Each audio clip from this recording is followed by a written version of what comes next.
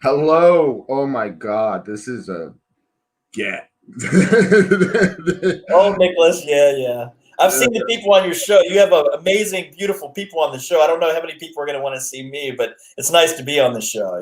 No, I am so glad you're on the show. This is um hmm.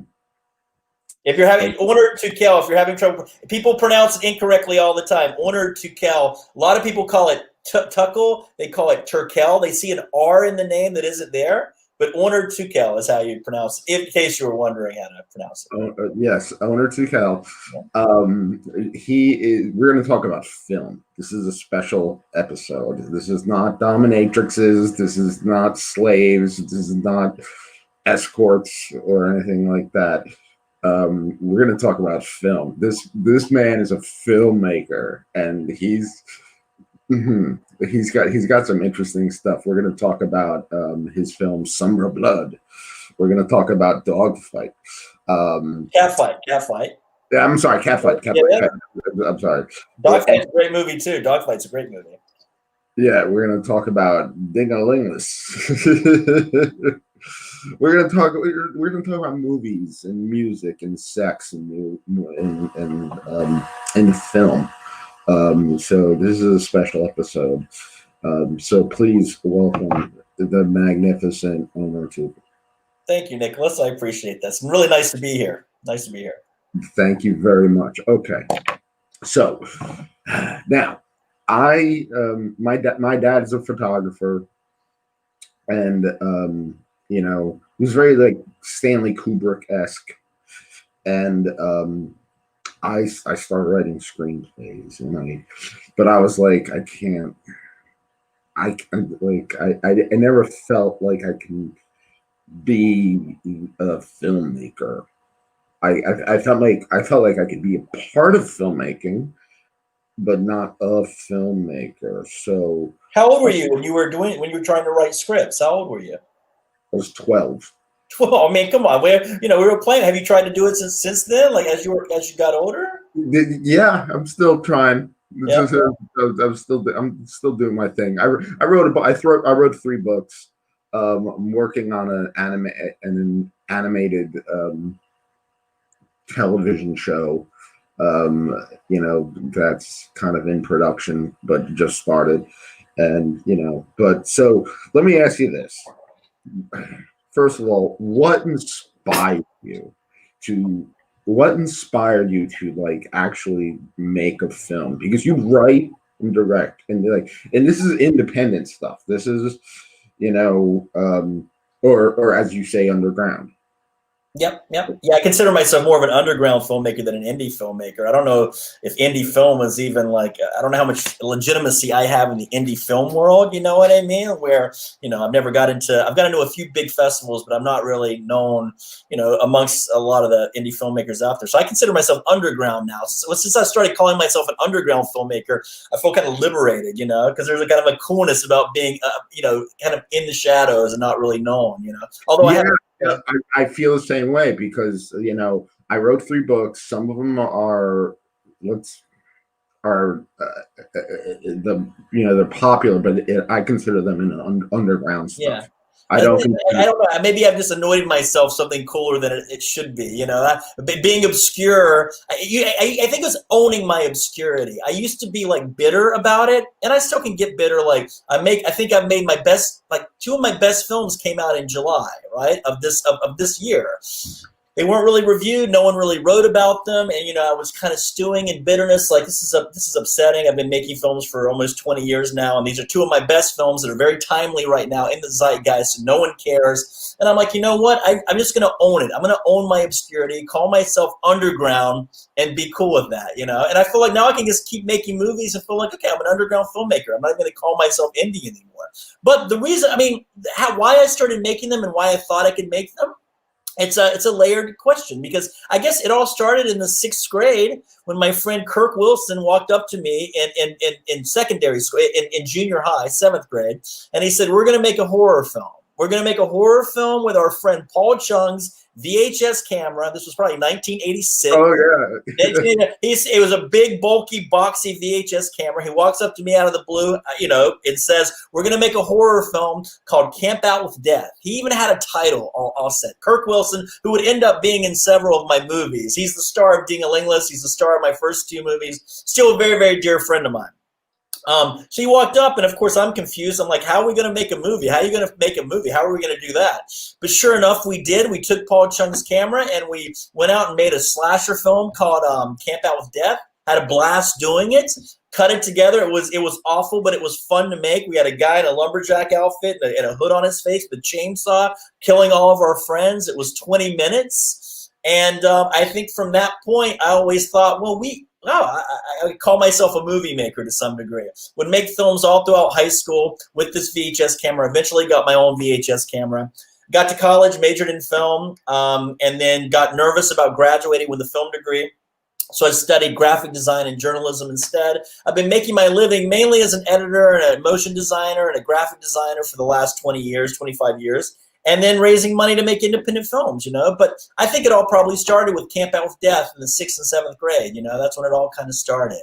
That's funny because one of the first movies I tried to make it was with my dad's video camera, who had had that little tape, and it was a slasher film. It was like, oh, there's a murderer on the loose, and then my friend Billy had he like made his face all messed because he wanted to be into he wanted to be like the next Tom Savini, right. And he just comes in with a knife, and then in the middle of the film, like his parents come in and they're like, "You can't play with knives." Yeah, that's hysterical.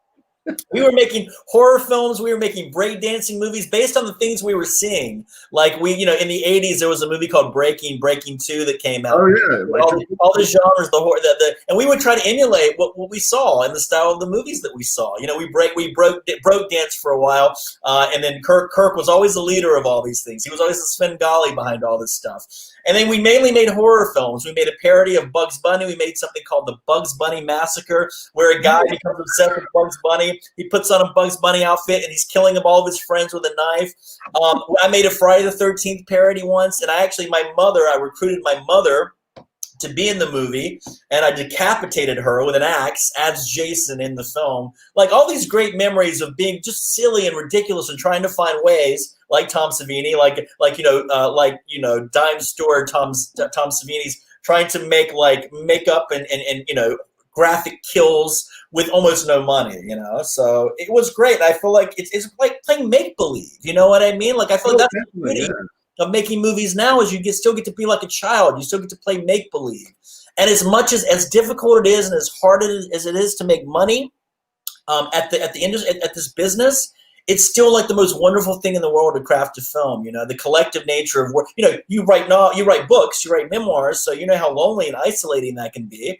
And I do children's books, and I've been working on a graphic novel, and it's like all that stuff is really rewarding and really gratifying. But at the end of the day, making a film with a group of people is still one of the most rewarding experiences. The process is still so much fun. As agonizing, as stressful, as difficult as it is, it's still so rewarding in the end, Okay, all right. You said graphic novel.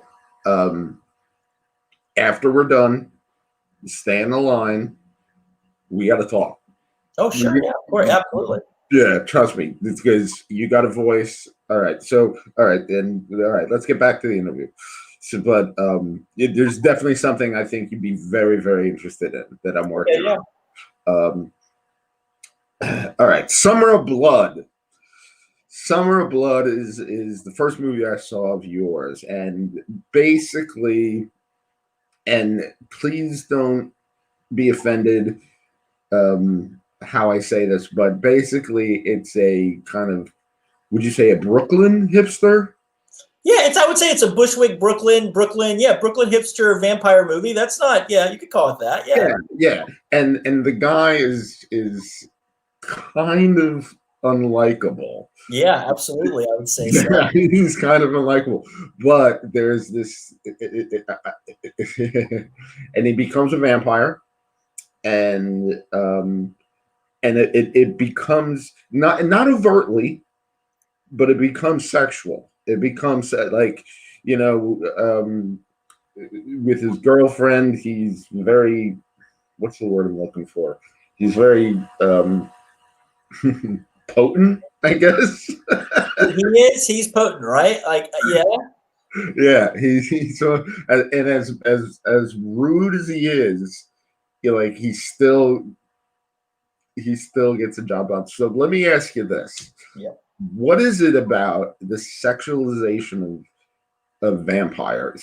You know, as opposed to other as opposed to other creatures, like, you know, there's there's werewolves, there's, you know, I guess zombies and stuff like that, but the vampire seems to be very sexualized. What is it? Why do you think that is? It's interesting you bring that up, because, you know, when I was making the film, I guess, you know, I'm drawn to sex and comedy together. You know what I mean? Like, as I watched a lot of sex comedies in the 80s, I think. Yeah, me too. When I think about when I was making this films, I was drawing on my love of like exploitation films of the 80s, horror films and slasher films and all that stuff, and blood and guts. So tied into that, for my love of that kind of sophomoric genre, which I love, I think you can get very intelligent and subversive with the horror film. There was also a love of the sophomoric comedy, sex comedy. You know, like the Last American Virgin, or Hot Dog the movie. You know what I mean? Or Porky's. I saw Porky's when I was 10 years old in the theater. I don't know if you remember Porky's and Porky's 2 and Porky's 3. My older brother, I don't know how we got into the theater, but we got into the theater. I got into the theater as a 10-year-old to see Porky's. When my mother found out I saw Porky's in the theater as a 10-year-old, she was livid. She was so angry. So there was a mix of that. But so for me, comedy and sex, I've made a sex comedy before called Dangling, so I think they're kind of connected. I know there's a lot of anxiety that's tied up with sex. I know, you know, in high school and in middle school, I thought about sex all the time. I didn't have a lot of sex, but it was in my fantasy world. You know, I talked about sex a lot. We joked about sex a lot, constantly making jokes. So they were tied together. But, you know, it's funny. The vampire, though, as a sexual icon or imagery of vampire, just think about the idea of just kissing someone on the neck is very sexual. You know what I mean? Just the neck itself is a very sensual place, an erogenous zone. So I think the vampire and sex are connected in the sense that the neck is a very sensual place. And when you bring in the teeth, the erection of the teeth, almost like an erection of a penis, puncturing flesh, puncturing flesh and exchanging fluids, that is sex. You know what I mean? Using a pointed object in terms of like heterosexual sex, a pointed object or you know, or any kind of sex where there's a long object going into, not long, in my case, not long, but, you know, medium-sized and fairly thick object going into an orifice, puncturing the skin, and then drawing blood. I mean, you think about losing your virginity, you know, the hymen breaking. You think about anything sexual. I mean, it's just very intimate. It's an intimate thing. And a lot of times when people are being bitten, and when I get bitten in the movie, and all the women who get bitten in the movie, they have an orgasm when they're getting bitten. You know what I mean? So I feel like that in itself, just the actual physical components of vampirism are extremely sexual. You know what I mean? And then, you know, and you could also throw in a lot of other metaphor there, like sexually transmitted disease, the idea of transmitting, you know, the vampirism of one person to the other. But I think it's just the idea of the neck and the puncturing of the flesh, to me, which is a very sexual thing and very intimate. And as an independent filmmaker, it's great because you can get a lot of production value off a cheap pair of $30 things and a little bit of blood. You know, I had a great special effects guy, Fred Vogel, who's brilliant, but, you know, he didn't cost us what Tom Savini would have cost in the 80s or 90s. He gave us a really, really good deal. But, yeah, to me, that's the allure of it. It's very visual. It's very easy to do on a low budget. the idea of sex and comedy, I think, go hand in hand for me, at least. At least every time I have sex with a woman, she usually isn't having an orgasm, but she's usually laughing at some point. You know what I mean? So, but I feel like sex and comedy are connected for me. They've always had like a very special place. You know what I mean? I'm the same way. I'm the same way. I'm the same way in the fact that, you know, because I'm into BDSM. Like I know a lot of people into BDSM, but you know, everyone seems it's a dark place, and it can be. Yeah. But like the women I'm with, they make it fun.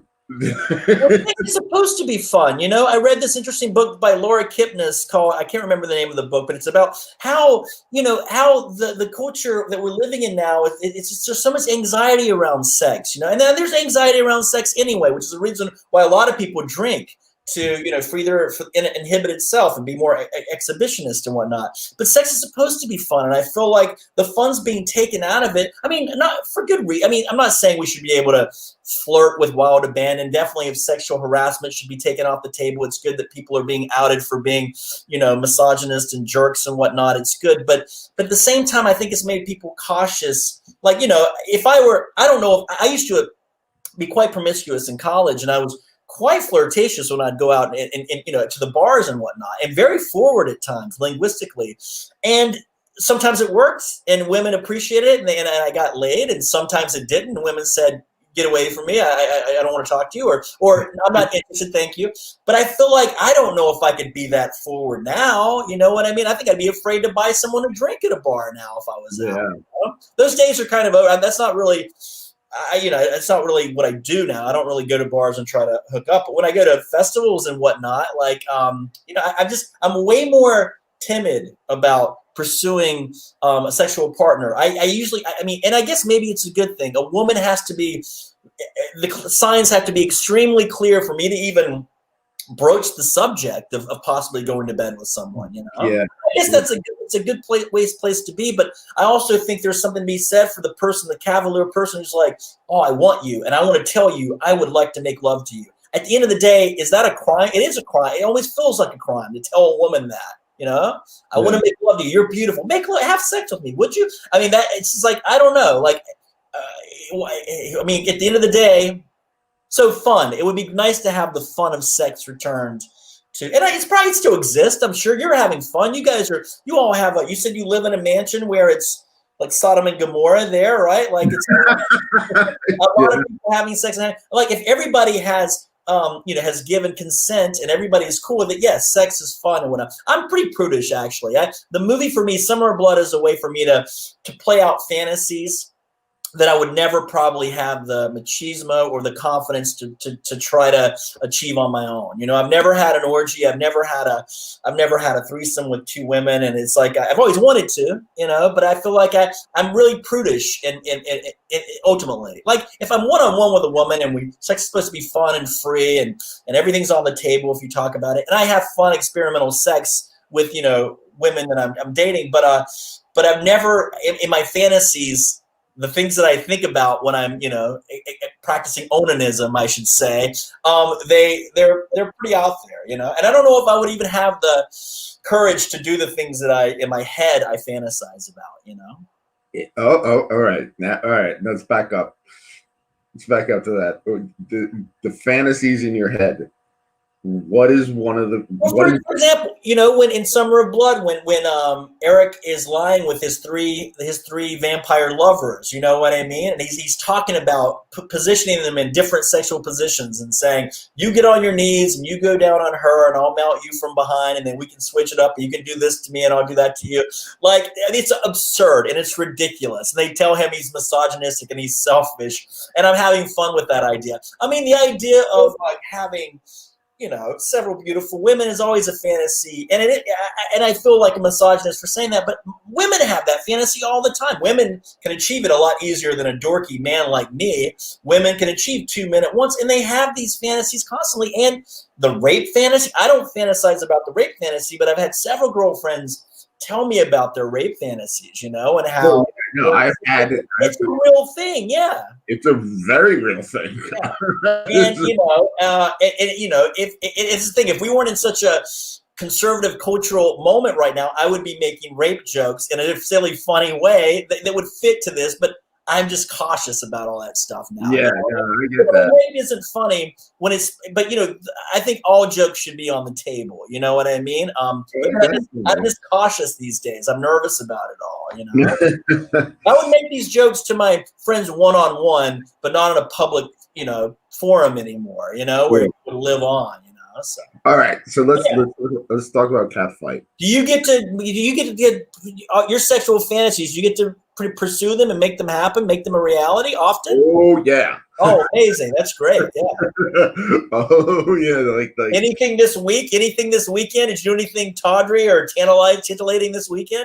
A lot of cunnilingus. Oh yeah, nice. Okay, you're doing the job as a male. You're giving back. You're giving to the woman. That's good. A lot of hair pulling from her. Yeah.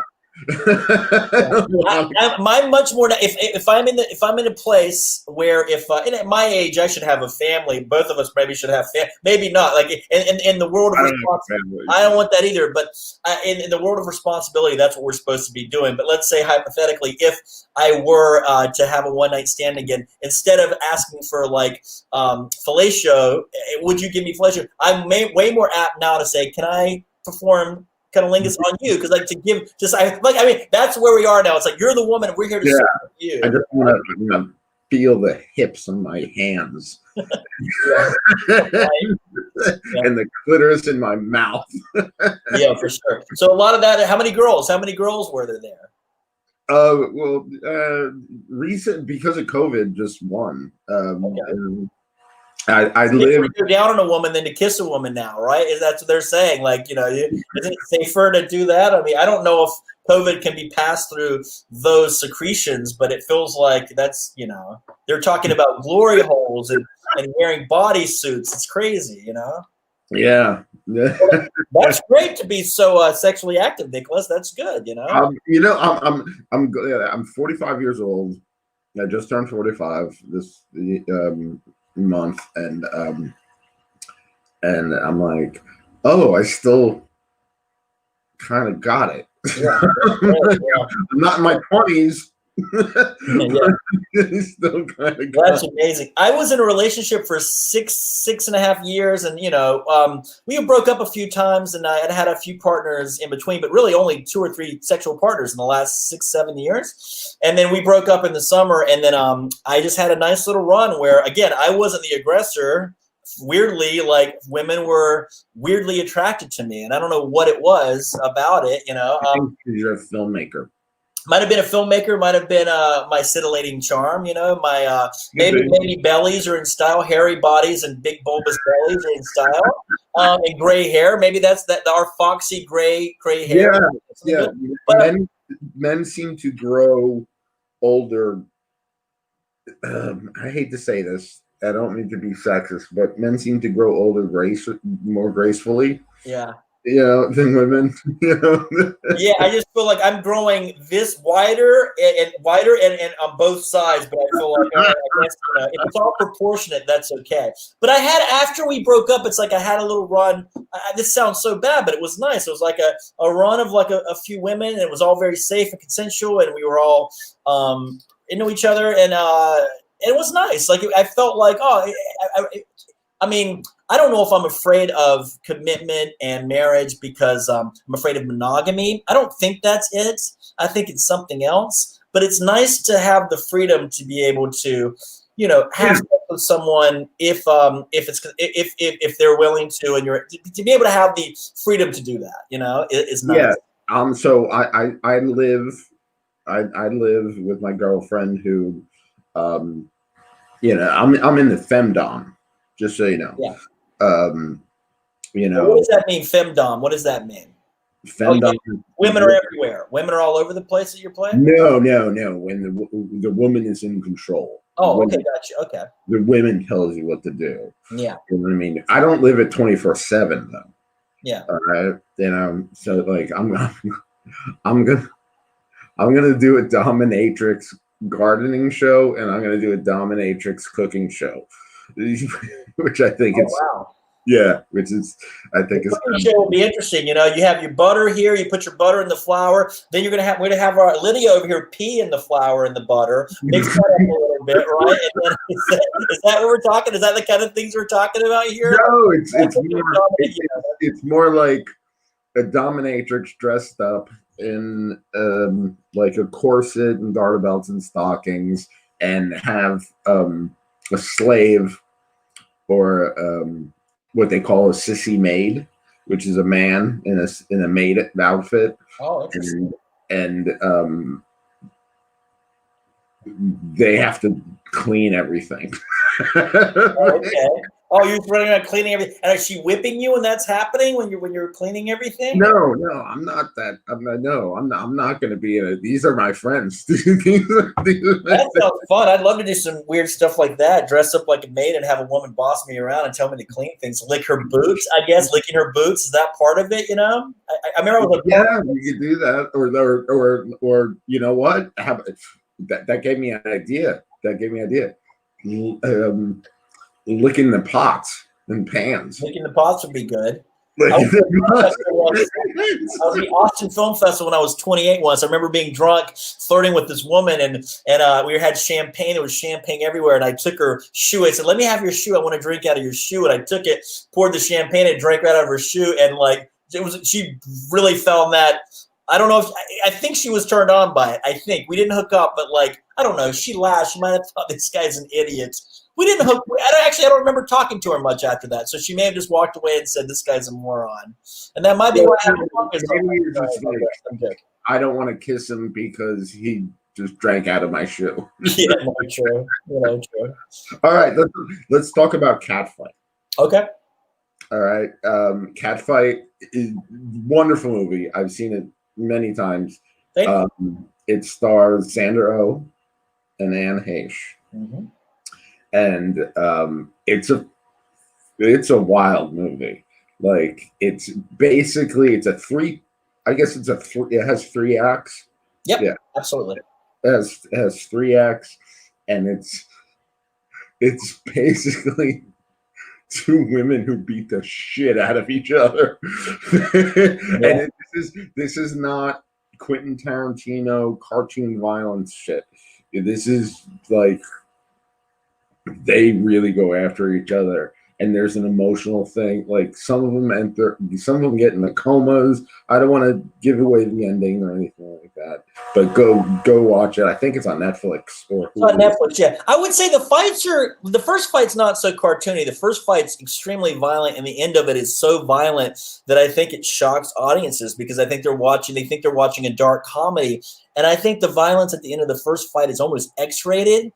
And that was intentional because I kind of wanted to punish the audience. I mean, the movie's a metaphor for war, and I felt like there's such an apathy towards war. And I'm like, well, I wanted to, because often you don't have to see the horrors of the war. You know, so many people from the war in Iraq, and you don't have to see the war. You don't have to see it. So you can just go on drinking your lattes and watching Netflix and binge watching things without worrying about, where your tax dollars are going towards bombing other countries that can't defend themselves. So I wanted to have that violence be front and center and force the audience to look at it, and feel the pain that Sandra Oh is feeling when Anne Heche beats the shit out of her.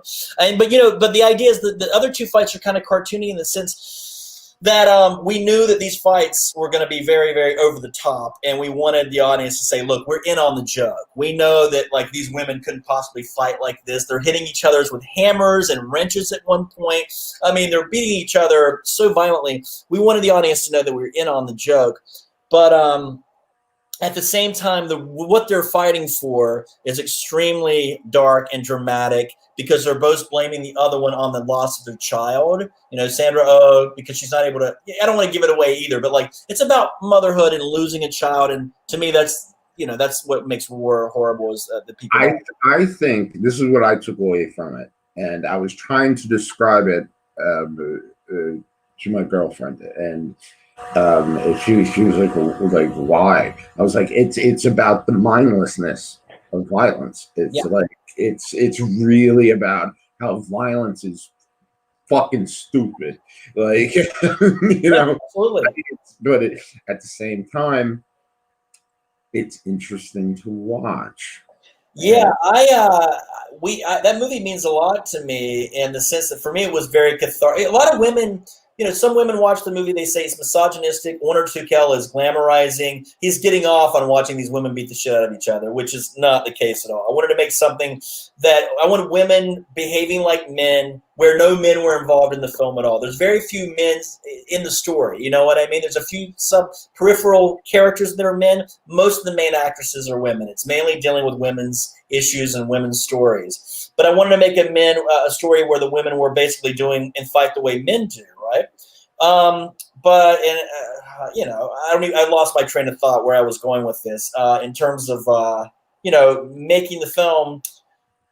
The catharsis for me was basically exercising my anger towards the war in Iraq 20 years ago. I've still been angry about it, about the apathy about it. But women will say it's misogynistic and I'm glorifying it. But they'll also say it's some women who really are into the movie. They say it's cathartic for them to watch it, to see women channeling all their rage, outputting all of their rage into these fights. Like I've heard lots of women say who are fans of the film, it's cathartic. There was an article that just came out in The Guardian where the lady, journalist wrote a beautiful review of the movie 4 years later, and she says the movie is a beautiful symbol about our rage now, about how the left and the right both hate each other and they're just constantly at gridlock and constantly going at each other. And it's not really political. It's not a political movie like the Sandra and Anne Heche. They don't really have like it's not a political thing. They just fucking hate each other. Yeah, they hate each other, but they blame me. There's something from 20 years ago. We don't know what happened. We don't know if they were. The theory is that they were together, and there was a broken romance 20 years ago, and they're still harboring some resentment. But yeah, I guess kind of the idea is it's kind of nebulous. What are they really fighting about? Why does Sandra throw the first punch? And that's the nature of like violence. It is so stupid, and a lot of times it's like, what are we even fighting about? It's absurd. Now, I think now too with where we are culturally, like and Me Too and women finally saying we want a voice and we want to stop aggressive men and we want to stop toxic masculinity. I have issues with the methods of some of that, but I think that the movie is a nice representation of rage.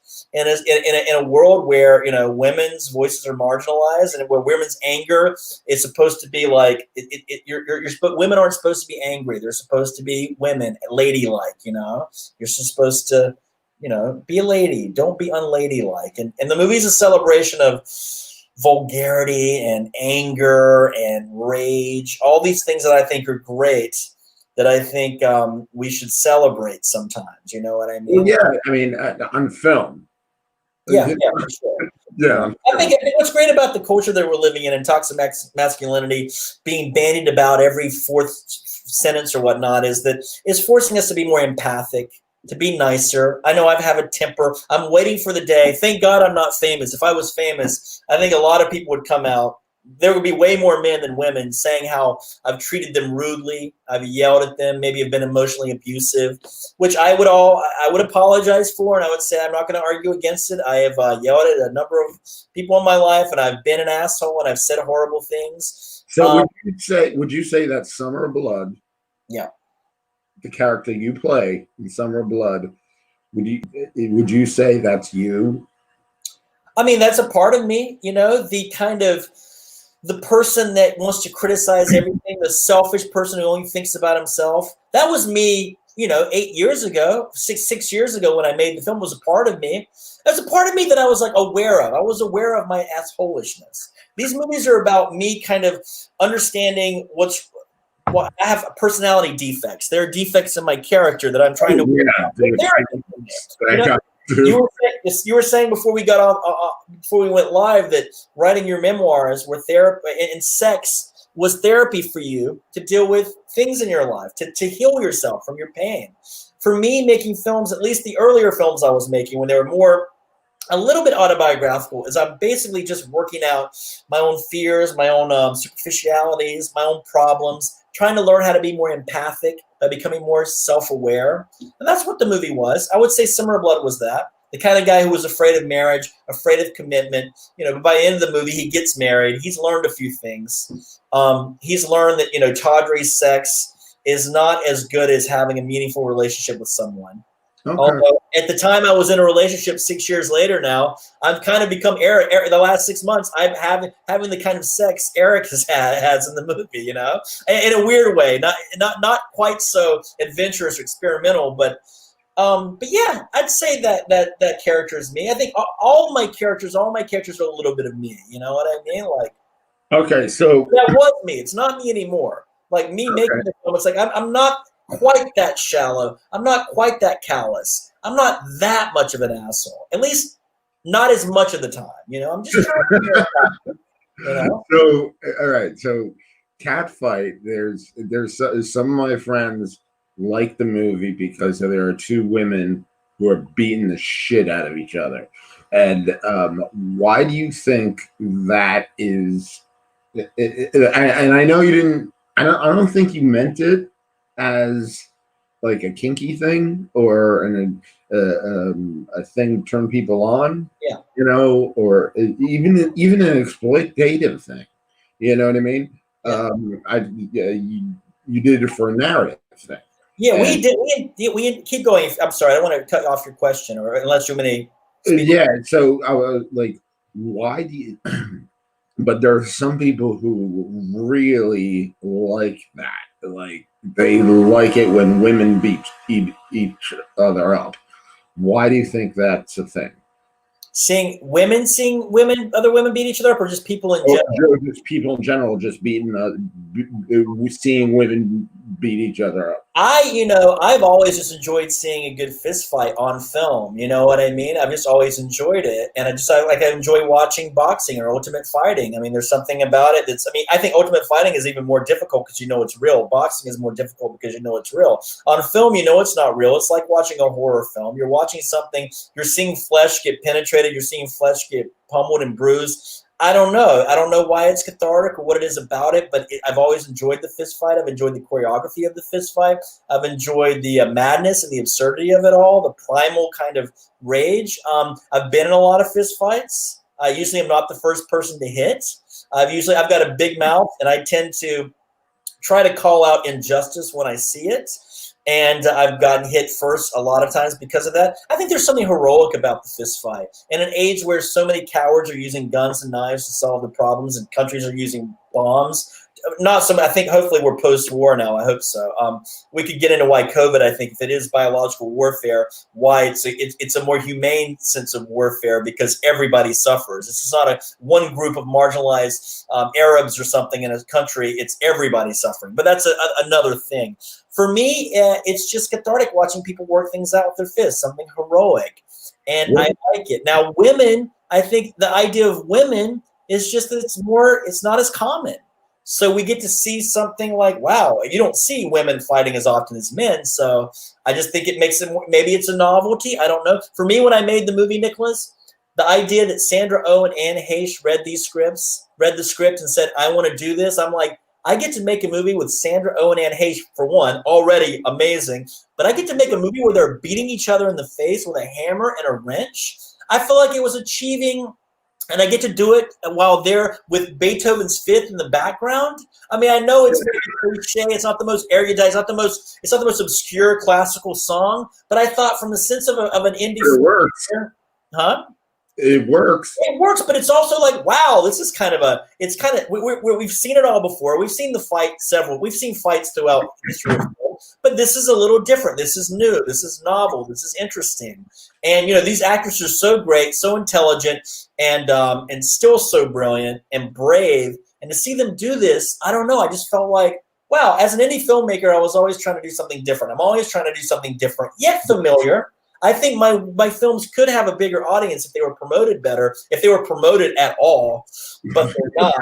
But I feel like the movies that I cut my teeth watching were mainstream movies. You know what I mean? We could argue that superhero movies are absurd and that there's too much, they've usurped the culture, and I would agree with you. But in the 80s, as a teenager, I was watching the equivalent of the superhero movies, Stallone and Schwarzenegger and Bruce Willis, all of the spectacular, sensational action films. And so I'm creating things from a place that are familiar, yet I'm just trying to put some kind of spin on it, subversive spin on it. I'm trying to be as smart as I'm able to be, but I happen to love trash, and I like trash, and I also and I read things probably that are over my head. What's that? Say it again. I wouldn't call it trash. I would just call it different. I would call it underground.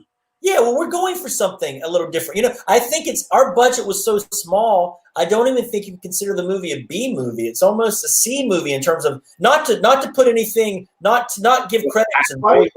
Yeah, I mean, I think it's a B movie, but the budget was almost C movie. I mean, this movie had no money, and I almost feel like the movie gets judged based on the low budget aspect of it. You know what I mean? Like if I had my druthers and I had the budget and the resources, we would have spent 3 days shooting each fight. We would have had beautiful dolly shots. We would have had really beautifully choreographed fights. I love the fights. I vouch for them, but they're supposed to be gritty and really raw because that's the budget that we have. That's what makes it interesting. That's what makes it. All right, so. And most of the crew on that movie is all women. DP, production designer, costumer, producer, almost the whole women crewed that movie. You know what I mean? It was great. All right, digital versus film. What's your opinion? I mean, I wish I had the budget to make movies on film. Although if I had a $2 or $3 million budget, the actual film, the comparison to film and digital is negligible. It wouldn't cost that much more to shoot on film. You know what I mean? If I've got a budget of $1 million or $2 million, which I've never even come close to having, shooting on film is another, $40,000, $20,000, $30,000. I mean, these film cameras are just they're just sitting on these rental shelves right now. You can get them from almost nothing as long as you have insurance. But I would love to go back to shooting film. The last 10 years, I've shot most of my movies with 2 cameras. I just shot a movie this summer in the age of COVID with 1 camera. It's my first 1 camera film since I made movies in my 20s. My first 3 movies were shot on film. And shooting 1 camera again has made me realize, I don't know, I think it's my best directed film from a acting standpoint because I was able to focus on 1 camera and 1 image as opposed to 2 at one time as I was directing. And I just think that, I'd like to go back to that. I'd like to start only shoot with 1 camera now. And then film, I mean, there's just something about the process. When the cameras are rolling, I think that you're a little more precious about what you're shooting. I think you probably take a little bit more time to think about what you're shooting. I think it's set up a shot. Then set up a shot. I think I would be way more organized and way more planned. I don't know if the movies would be more mannered. I think they would definitely be more cinematic, which I'm tending towards going towards making something more cinematic in the future. I just made a French film too earlier this year that's very cinematic, black and white in French. Beautifully shot by a guy named Eric LaPlanta. It's really, really beautiful. Hopefully that'll come out next year. Black and white, artsy, really strange, sci-fi, homoerotic, very homoerotic. But if we would have shot it on film, I mean, I just can't imagine just the texture of it and the feel of it. It would just be more warmer. It would just feel more immersive. No, I know exactly. Yeah. But film every time. I admire the filmmakers that are shooting film now, and I'd love to go back to shooting film at some point. But it's just my budgets now have gotten smaller and smaller, exponentially smaller and smaller since that time. And so it's like it's way more cost effective we have a $50,000 budget if my camera package is $3,000 and I don't have to spend another $15,000 on film and processing and telecine. That's I'm going to save that money. Okay. You love film, right? You love film things shooting on film, right? I love film. Yeah. It looks good. Yeah, absolutely. Okay, let's talk about Anne Heche. And you don't have to say anything bad about her, or she did a great job in your movie. Yeah. But she's definitely let's say a unique person. Yeah. Okay. What was it like working with her? I've always been a fan of Anne Heche from Walking and Talking, a movie she made with Nicole Holofcener back in the early 90s. Always admired her work, and when there was a possibility of getting her, I was really excited. And from the first moment I met her, she was present in the moment, looking you in the eyes, constantly focused. She's great in the movie. Yeah, but as a person, she's an amazing person. She's a very spiritual, very singular mind, you know? She's misunderstood. You know what I mean? She went a little crazy there, you know, 20 years ago after the Ellen thing, and she wrote a book called Call Me Crazy. She has a reputation of being a little bit out there. And, you know, her personality is pretty wild, you know what I mean? And I don't know. I appreciate madness. I appreciate that kind of live wire energy. But she has the biggest heart, and she's also extremely present. She's also extremely professional, although her methods of acting are very different from Sandra Oh. Sandra Oh is very methodical and very, you know, when you know, she would ask a lot of questions and try to penetrate what her character was about, discover what her character was about. When I looked at her script, there was just highlights and little sticky notes throughout the book. It was like a student had been studying her character in every line of dialogue. When Sandra wanted to change a line of dialogue, she was very respectful. You know what I mean? She would ask for my permission. She would tell me what she was going to do. And then Anne, you know, was just very much discovering it as we're going. You know what I mean? And she shows up, and it's very, you know, I don't know. Like Anne's like, to me, if we were both getting to the same destination, you know what I mean? Sandra and Anne and all, we were all trying to get to the same destination. It's like Sandra was carving a very specific path to get to the destination. And Anne would be like going through the wilderness and the woods, howling at the moon and all over the place. And she would get to the same destination with us. But it was a little bit different. It was a little off the beaten path. She's wild. She, you know, we partied a few times. We've, you know, we've laughed a lot. She's expressive and kooky and goofy and brilliant. I think she's brilliant. They're both geniuses. Anne Heche is a genius, and she's misunderstood.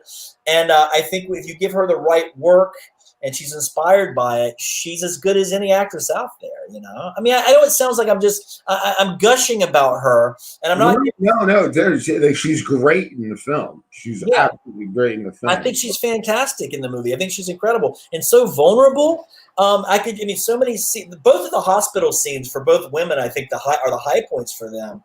I think. Yeah, and Sandra Oh's, I don't know if you've been watching Killing Eve. I watched the first season. It was great. Yeah. Yeah. Oh my God! It's amazing. Yeah. She is magnificent in it. Okay. Yeah, I think both of those. I think Sandra and Anne, they both had a lot of respect for each other, and I think they both. I felt so lucky. Gigi and I, the producer, felt so lucky that they were working on the movie, and I think that, you know, they challenged each other. They inspired each other to be. I mean, those actresses are always good. Sandra's not going to show up and do something and not be good. She's not going to be lazy about it. And Anne Heche certainly wasn't going to show up and let Sandra show her up. You know what I mean? So she came, and we never had any issues. There was never a problematic scene. If there was a problematic scene, it was because of my writing or the way it was blocking, or because it was a logistical problem. Like, there was never an issue. It was always really fun. I remember the day that when Anne rapped, as soon as we called cut and everyone applauded. It's a wrap on Anne. That's what they say on a movie when somebody's last day or last. We're all clapping. That's a wrap on Anne. Like, I immediately started crying. It was like a beautiful experience. Like, that 12 days on set with her was very intense, and I learned a lot. And it meant a lot, you know. And yeah, you're gonna miss her. Okay, so let's get personal. Yeah. Okay, let's get personal. There are certain films that I love that really got to me when I was growing up. One of them was Sid and Nancy, of all things. Okay. Right? And, you know, it's a dominatrix scene. There's a guy hanging from the ceiling. There's a woman in a corset and garter belts and stockings, and she's whipping him. And keep in mind, I saw this when I was like 12, 13. You know what I mean? Because I was a video store kid. I was. Me too. Yeah, I was a guy who would just like go in the video store, spend there way too long. Yeah. I would load up on 6 videotapes for the weekend. My friend Kirk and I and Paul, we would just try to get through all of them by the weekend, all the time. And when I saw that, I was like, this is the most amazing thing ever. Yeah. So when you were growing up, what was a movie that really kind of how can I say this? Because this is about sexual expression and stuff like that. What kind of opened up, your sexual expression, Watching a film, like what scene in a film opened it up for me? What movie? Let me think. Well, I think about the indelible sexual scenes that have stuck with me. You know what I mean? I think about my film education being in two parts: pre-college and college and after, right? Because I feel like that's in college is when everything became a little more sophisticated, artsy films that were a little bit more expressive and interpretive and whatnot, and the stuff that was very sophomoric in genre before. I would say before college, I don't know if this shaped me sexually. It's just something I really remember. Is the scene in Porky's, again, going back to Porky's, what I saw when I was 10 years old. There's a scene in a shower where they're looking in through a peephole at these women taking a shower. I mean, it's horrible, misogynistic. They're boys being boys. Or women. And then they find out the guys are on the other end, and one of the guys puts his penis through the hole. And then the teacher comes in, or the gym teacher comes in, Mrs. Ballbreaker, or whatever her name is, and grabs his penis and is just yanking it. Now, that image of a guy on one side of a wall, he's got the peephole, I guess it's the peephole from the 80s. He's got his penis to the pole, pulling on it, is the pinnacle to me of comedy. You know what I mean? That's as absurd as it could possibly get. And I remember that scene sticking with me. Like I made a movie about a guy without a penis. Like I made a movie that is an hour and 30 minutes of penis jokes and innuendo and a lot of other stuff too. But that just laughing at that image is amazing. In college, I would say on a more serious note, something that kind of which is the opposite of fun. You have fun. Sex is supposed to be fun. It's supposed to be ridiculous and absurd. But then in college, I remember seeing Last Tango in Paris. And it's the scene where a French actress, I can't remember her name. She just died a few years ago, and they say they tormented her on the set. It's crazy. But where she's putting butter up Brando's ass, and he's saying all these things like, smell the fart of a dying pig, and he's saying all this nonsense, and it's just... I don't remember that line. I can't remember if he's saying it in that scene or a different scene, but he's saying, put the butter in my ass and tell me that you want to, talk to me while a pig is farting in your face. I mean, it's so debased and fucked up. I can't remember if it's in that scene or a later scene. He does tell her that. Tell me that there's a pig farting in your face. Tell me you love the smell of a pig farting in your face. It's so fucked up and primal and bizarre. And she's doing it, and it's like she's in pain doing it, and it's like doesn't make any sense, and it's grotesque and horrible. And I'm just like, I end up seeing that movie over and over again because it's just it's such a bleak film. You know what I mean? God, yeah, that's a Bertolucci film, right? Bertolucci, yeah, I think Bertolucci, I think, did that. And this guy Brando is suffering. He's bereaved. He's suffering from the loss of his wife, so he's really fucked up emotionally. And whatever this is, whatever he's dealing with, to work it out by tormenting this young girl, it's.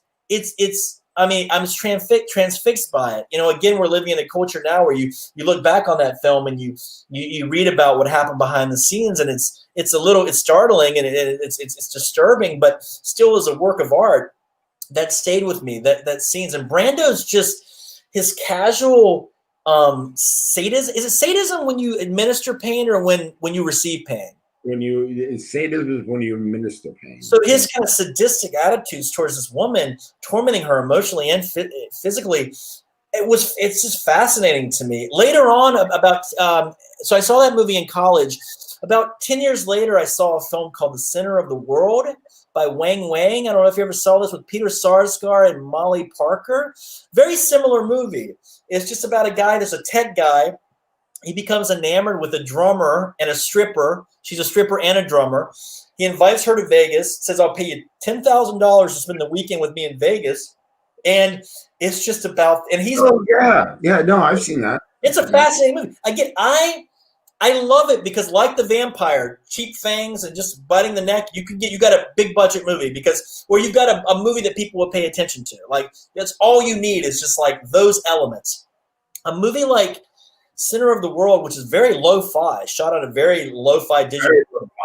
It's so compelling because of just the simple plot and Peter Sarsgaard and Molly Parker, their performances. What's that? There's only like 2 people in it. There's a few other side characters. There's Carla Gioni. She's on this show. She's very famous. Carla Gioni. I can't remember her name. I'm so bad with names now. She's in it, and I think Baltazar Getty or something is in it. They played side characters, but like Peter Sarsgaard's character is also suffering from the loss of his father. I think that movie is very influenced maybe by Last Tango in Paris, but. I mean, they're into each other. The movie's very sexy, but it's also very disturbing. And I don't know, the idea, just the bodies coming together and sharing the intimacy of the body, but also tearing each other apart emotionally at the same time. Because then, the heart and the body are inextricably linked together. It's like, I don't know. It's interesting to me. I do want to make a movie like that one day. A movie. Did you ever see Irreversible? Like, I think about the end of Irreversible. With Monica Bellucci. But that movie's fucked up. But the end of that it's just Monica Bellucci and Victor Cassel. Is that his name, the French guy? They're basically just nude together in love in an apartment. You don't see that enough. I think movies that like just see the lovers after they've had sex, lying in bed, cuddling, talking. To me, that's my favorite part of sex. They were actually together at the time. They were actually together, and at the movie. Basically there's a 10-minute rape scene. Well, it's horrible, but he's not raping her. He gets revenge. Everything goes in reverse, so you see how beautiful everything it was at the beginning. Yeah, no, like holy shit, that movie. I'm not a fan of that movie, and it's hard to watch. But I just remember the end of it, like just how beautiful and serene, and like to me, that's like sex. And being alone with a woman or whoever your lover is after having sex is my favorite part. It's just something very safe about it, I feel like once you've shared something intimate like that with someone, just to be able to, I feel like you're very connected after sex, and I feel like I feel like I can just be myself. I can. It's a safe, warm space. I'm not plagued by all the things, all the stresses in my life, all the things I'm thinking about, all the work I have to do. I'm very present in the moment. I mean, I can say that. Of course, I've had sex before. I thought, how do I get out of here? But that was in college, It was the asshole. Let me ask you this. When it comes to film, there's the low budget film, there's the underground film, there's the independent film, there's the very high expense Lars Van Trier film. How can filmmakers make sexuality and sexual expression, and I'm not just talking about just sex, like sexual scenes, graphic sexual scenes. I'm not talking about that. I'm just talking about how can filmmakers make sex into their films without, and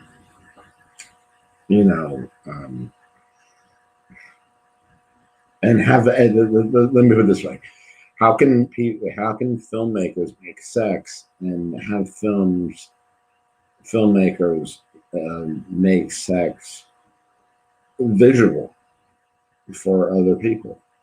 Yeah, Caspar Noir, the guy who did Irreversible, he would be the person to ask for that, right? Like, I haven't seen Love, but supposedly there's like shots of penises like ejaculating in slow motion in the audience, into the camera, right? But for me, I'm uncomfortable watching that kind of stuff with other people. I feel like things that are that explicit, just make me uncomfortable. If I could watch a sex scene and be around my mother and not feel like embarrassed, I feel like something is being achieved. That's great. You know what I mean? Like we're dealing with sex, the universality of sex, in a way that everybody can watch it and relate to it and enjoy it. You know, I think sex is so intimate; it's hard to show it on screen without, you know, some people squirming. I don't know. I'm not the right person to ask that, because there's not a lot of sex in my movies, not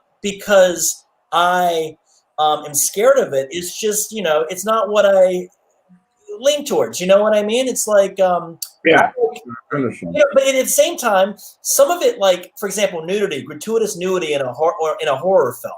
That's part of the trope of making horror films. It used to be in the 80s, at least, gratuitous nudity.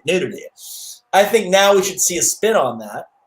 Instead of seeing the breast of women or the asses or full frontal nudity of women in a horror film, it should be men. It should be reversed. You know, we were at a place where, you know, if we're talking about femdom, as you're talking about, where the man is subservient to the woman, I feel like you reverse these things. I know my friend Ariel Cavusi, who's a great filmmaker.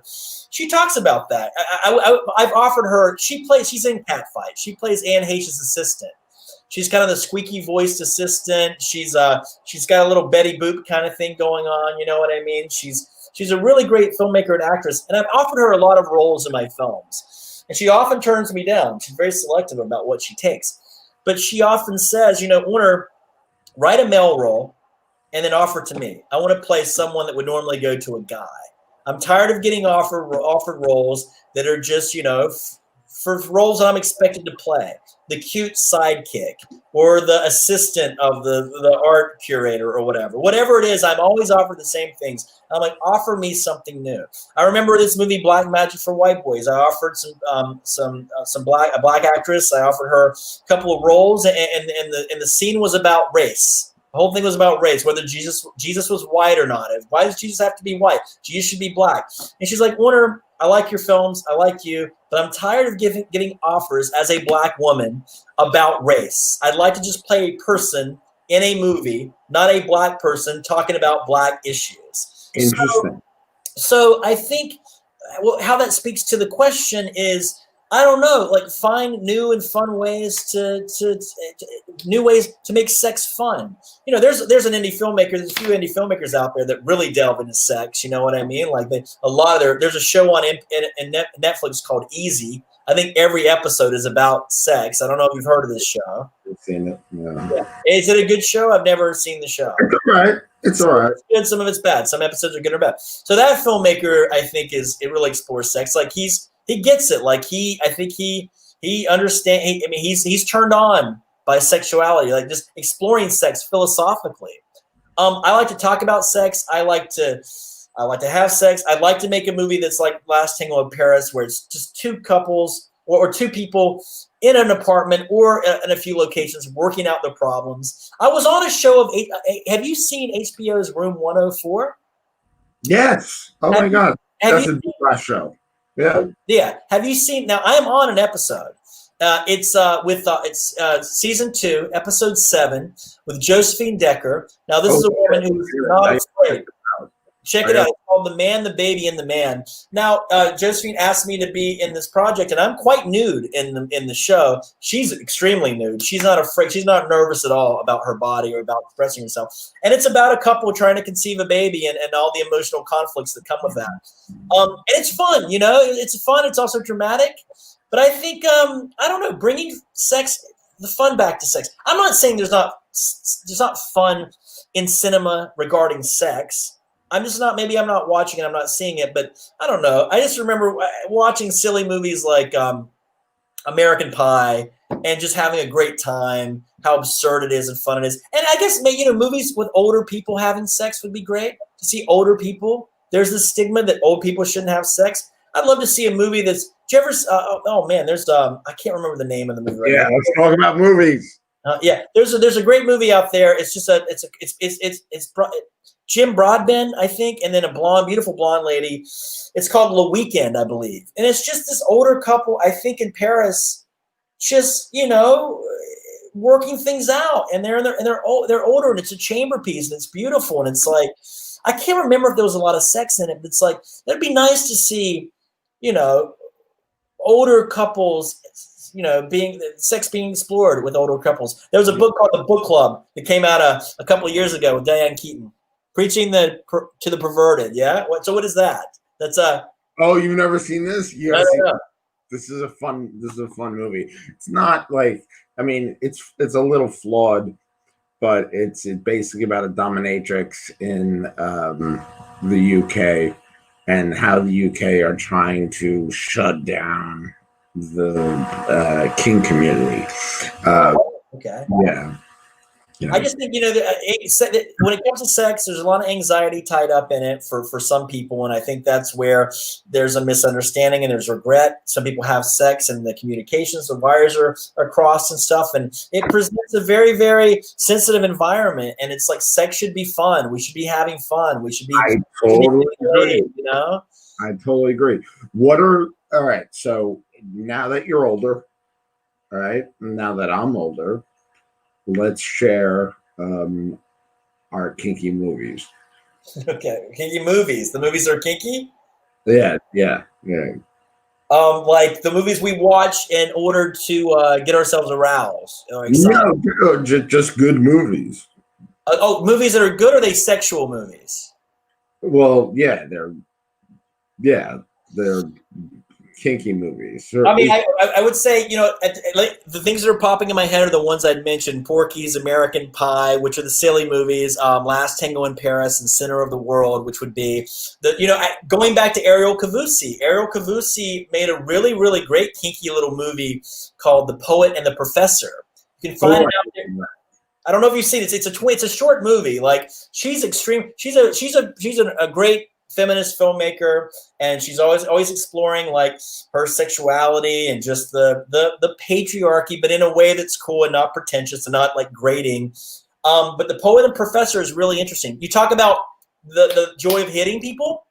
The beginning of the movie has her asking her boyfriend or an older professor or older cinematographer to hit her, slap me, like, and it's it's a close up of her face and she's being slapped repeatedly, and then he ends up just masturbating on her, and it's degrading. And it's filled with meaning, about a younger woman putting herself in a subservient position to a male professor, and it has a lot to say about power. It's about a lot to say about giving your power to someone, about being indecisive, being sexually confused. And she would be great to be on your show. Actually, she's a true film aficionado. She could talk about films till the cows come home. She's amazing, but it's a really interesting film.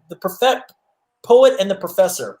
She was also in a really cool underground film that not a lot of people saw by Mariana Ellenberg called The Deflowering of Ariel Yvonne.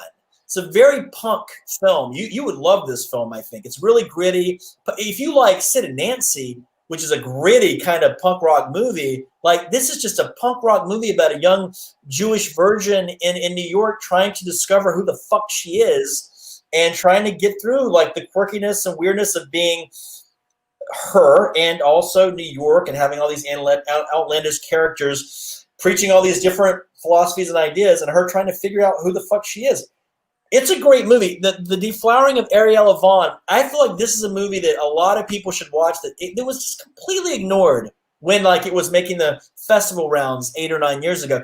If it was coming out today, because thank God we are embracing women's stories more, I think it would do very, very well. You know what I mean? Because it's made by an extremely intelligent woman with a really intelligent, great lead. And Ariel Cavussi is really interesting. And she's very kinky, Ariel, in her films and her aesthetics and the things that she tries to do. She reads a lot of she just reads a lot of different things, and she's always challenging herself, and she's always thinking and questioning the world. And I think it's important as we get older. I've learned a lot from her. As we get older, it's important to keep, searching and discovering things and looking for things. And like that, like you're doing with sex, it sounds like. It's like you're trying to figure things out, asking people questions, and what are your attitudes about sex and ideas about sex. To constantly be searching for things is terrific. Yeah. Exactly. Now, we're going to get down and dirty. I love it. Ask me anything. Okay. Doug loves movies. Doug Benson. Oh, great. Yeah, of course. I'll always talk about Doug Benson. I first heard you got kicked off Doug Benson, and for the Summer of Blood, and I was like, I gotta watch this movie. Yeah. Like, I don't know if it's a publicity stunt or anything, but I was like, I gotta watch this movie. It made me watch the movie. Well, that's good. That's good. And then Anne Heche and you, and I think Sandra Oh was there. Yeah, she was there the second time too. Yeah. Yeah. You were promoting Catfight, and you got kicked off again. Got kicked off again, much sooner this time. Yeah. What? Like, I'm just really curious. What the fuck happened? Like, we don't have to get into much details, but like, Which time? The first time or the second time? You want to hear the story of both, or the second one, or the first one? let's hear the story of both. I'll try to keep it. Listen, I'm going to try to condense it. Feel free to ask specific questions. Okay. The first time I got kicked off Doug Benson, I didn't know he was the cultural phenomenon that he is. I didn't know he had millions of fans. I didn't know that, like, when I came on his show, it was his show, and that there was going to be a huge audience there basically worshiping him, which is great. Like, fans are fans. They should have passion, and his fans are very passionate. Now, before I got asked to be on the show when I was at this film festival in Michigan, and I just got off the plane, and they're like, come, you want to be on a podcast? Doug loves movies. I'm like, great, yeah, I'll be on a podcast. I love to talk about myself, and I thought that's what I was going to do. And before, we were in the green room before the show. Doug's there. We're all drinking beer. We're getting pretty crazy. When I drink, I get a little bit fearless and a little bit like selfish, and I'm very self-pleased with myself. It's all about me. What I find funny is not necessarily what other people find funny. When I'm drunk, my friends find me funny, and I had the assumption that if I was drunk, go out there and be a loudmouth, they would find me amusing too. The audience in that film festival were not amused, obviously, and I'm shocked that I haven't listened to the episode. I never could. I hate myself enough, too much already, to listen to that. I don't listen to myself. Yeah.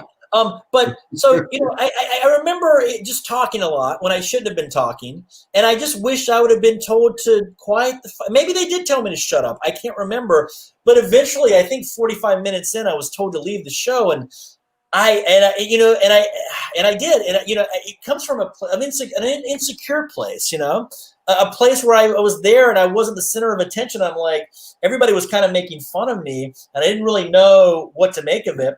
And I was kicked off the show. The very next day, I ran into Doug at a party. I walked up to him and immediately apologized to him because I didn't realize, that he was such a big person when I did the show. Then after I'd been on the show and been kicked out, I realized I'd ruined the show for everybody that was there to see Doug.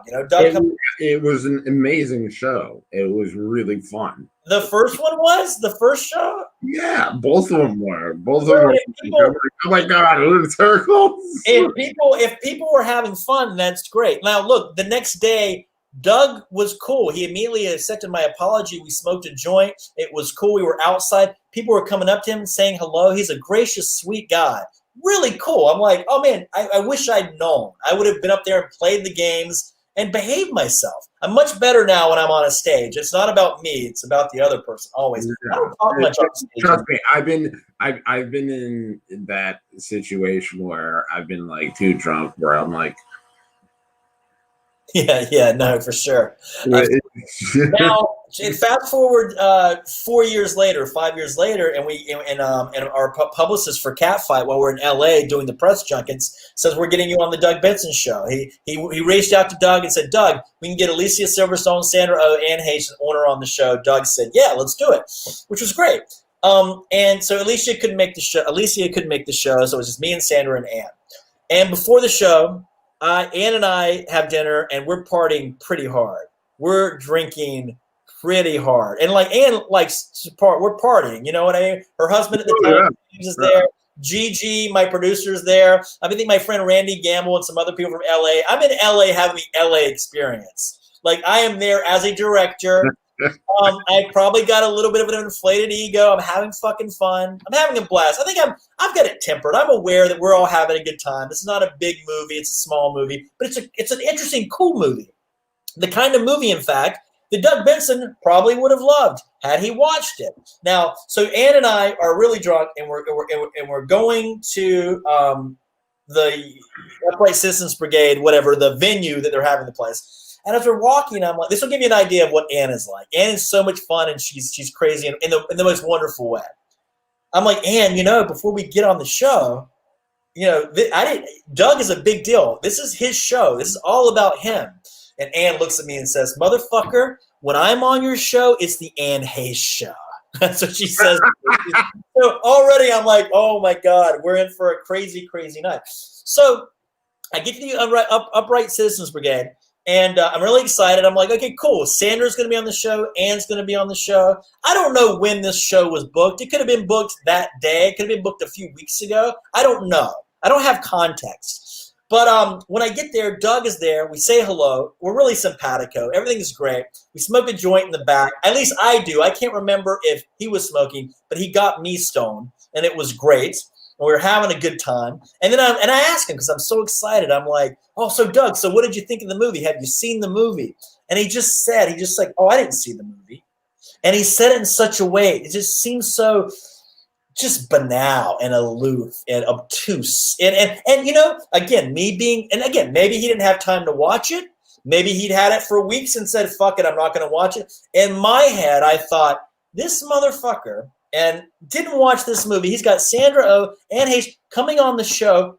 He didn't even take the time to watch the movie. So I'm already like, he's supposed to love movies. Huh? What's that? And I'm thinking, well, so this is going to be about him again.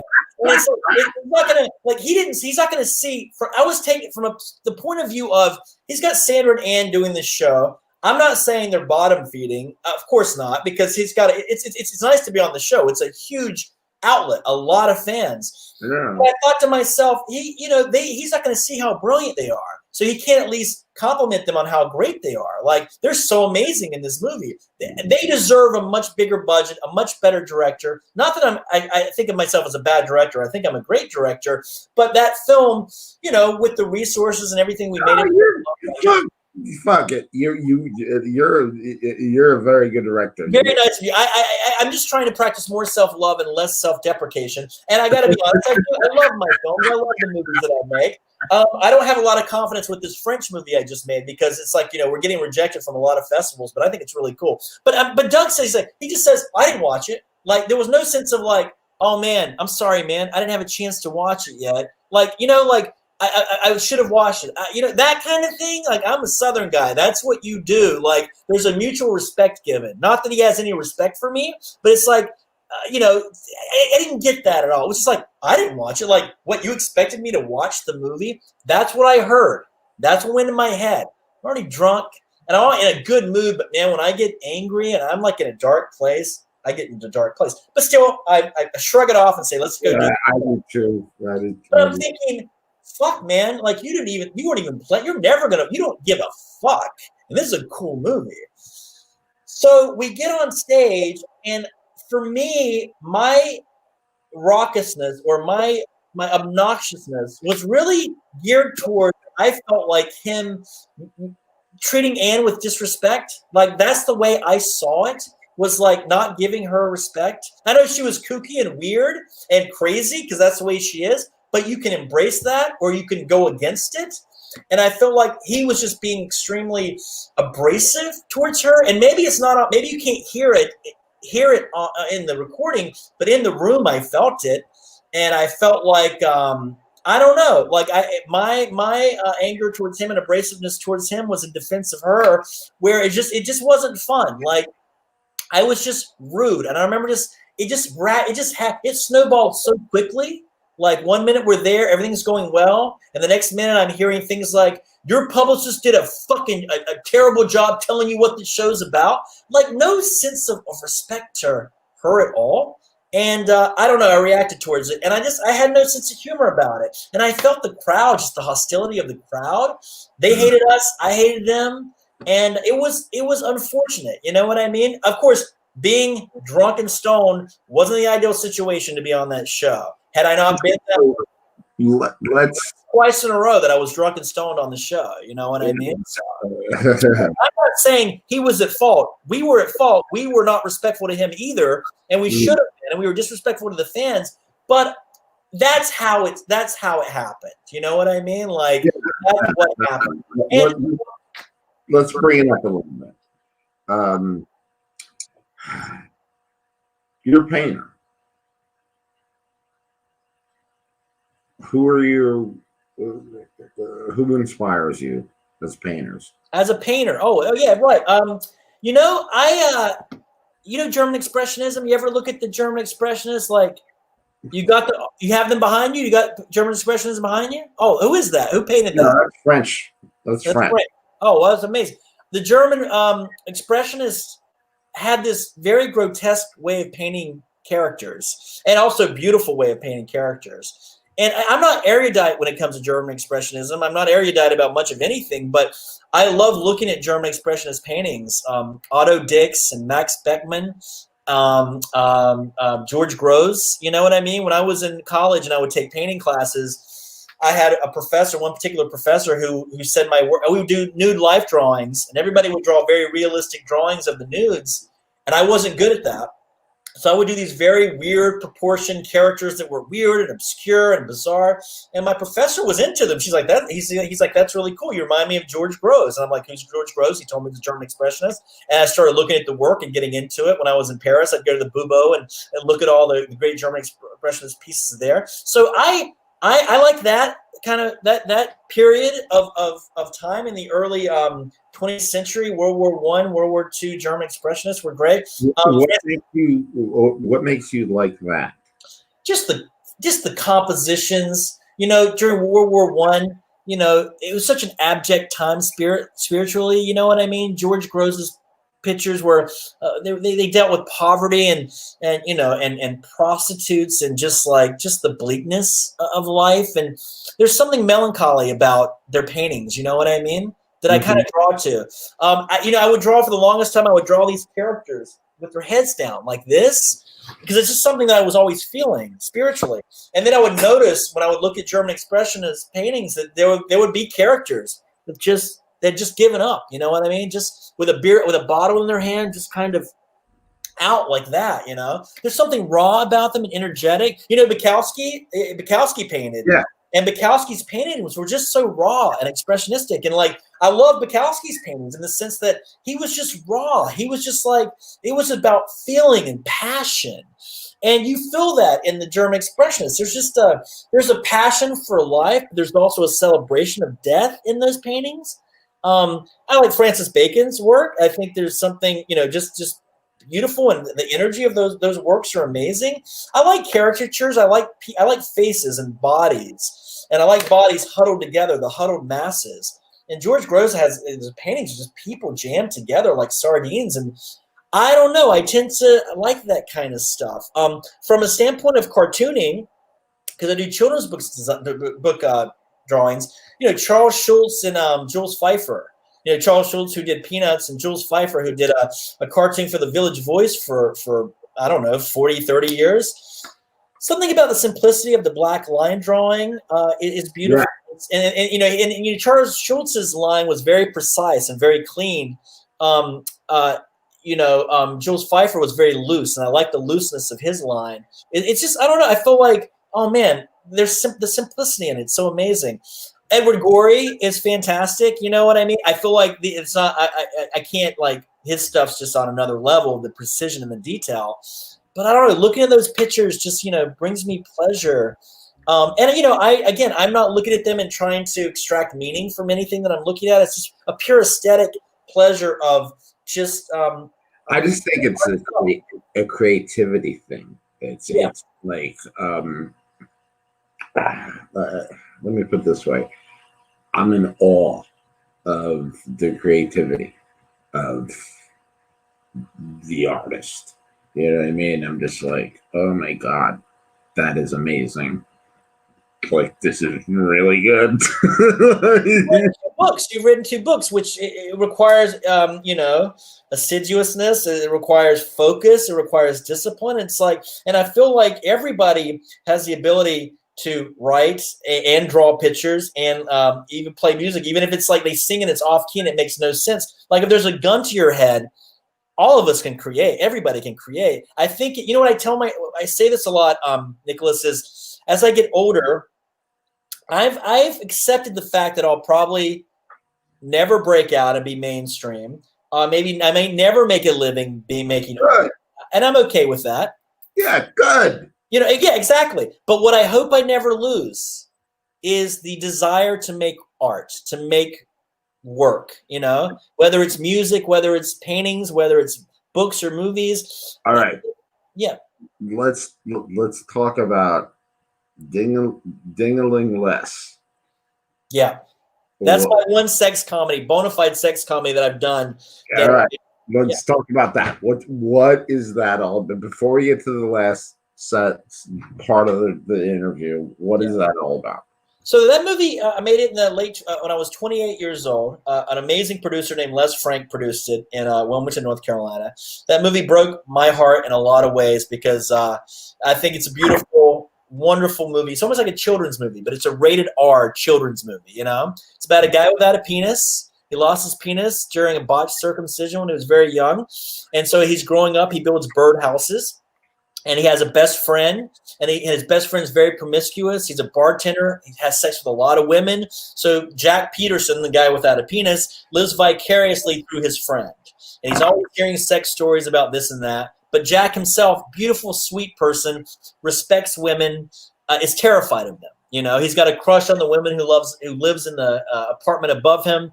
He idolizes women. He romanticizes the notion of being with a woman, but he's afraid of them, terrified of them, obviously, because he doesn't have a penis. So then he finds out about a surgery that will give him a penis, and he starts getting excited about his new life of living a life as a normal human being and having sex with women. It's actually, it's very modern. I made it 20 years ago, but it is a really, really timely Me Too movie. There's a big Me Too component to it because the guy who has sex with women, he emotionally abuses a lot of women. I don't want to give anything away, but for me, the movie was, if I can just be quick about how it's a little bit autobiographical, it was like me exercising my guilt about maybe the way I treated women in college. Not anything like, I didn't do anything wrong in the sense of like anything rapey or creepy, but I didn't respect women probably like I should have. I had sex with a lot of women. I'm not saying there's anything wrong with that, but I would also I misled a few women. I would probably tell them I liked them more than I did in order to get them in bed. I probably had sex with a few women and didn't contact them like I should have afterwards when they were trying to contact me. I was the typical fucking asshole. You know, and I was so the same way. Yeah, and I think it's look, and women do it to men, and I got my heart broken, and there were women that I liked that didn't reciprocate, but there was a guilt about that. Like I felt like I was just like when I would go out with my friends, the guy friends. It was a game. Who could get laid tonight? Who's going to be the hero the next day? Who's going to have the conquest or the next notch on your belt? You know, and I've been carrying that guilt for several years. After college, I was not promiscuous like that. And I respected, I always respected women. I haven't always respected women in every situation, but as, you know, I respect people, be human, I'm a human person. Yeah. So the movie was about me basically apologizing for my behavior as a college student, which is what the bartender represented, the promiscuous bartender in the film, and my new kind of, I don't know, chastity or just, you know, not being sexually active. I was the guy without the penis. Someone who now when he has sex, he has to be in love, really like the girl. I tend to fall for the girls that I have sex. Now when I have sex with a girl, I kind of fall for them in a weird way. Not a weird way, because like you're sharing something. That wasn't the case in college. And after college, the girls that I would end up sleeping with, I would date for months and sometimes years. So it was like my good self saying to my bad self, or saying, you know, I'm sorry, apologizing for my treatment of women. It's weirdly like of the time right now. Like part of me wants to release that movie and get it out there, get a proper film transfer. You know, we shot it on 35 millimeter film. You know, a lot of people can't say they've shot a movie on 35 millimeter. Sean Llewellyn, the DP, was amazing. Les Frank, again, was an amazing producer. That movie is so beautifully made because of my producer. I'd like to spend some money and get the film properly transferred to 4K, HD, whatever, and maybe do a proper sound mix and get the movie out there. I think it's still really relevant. It's still really funny.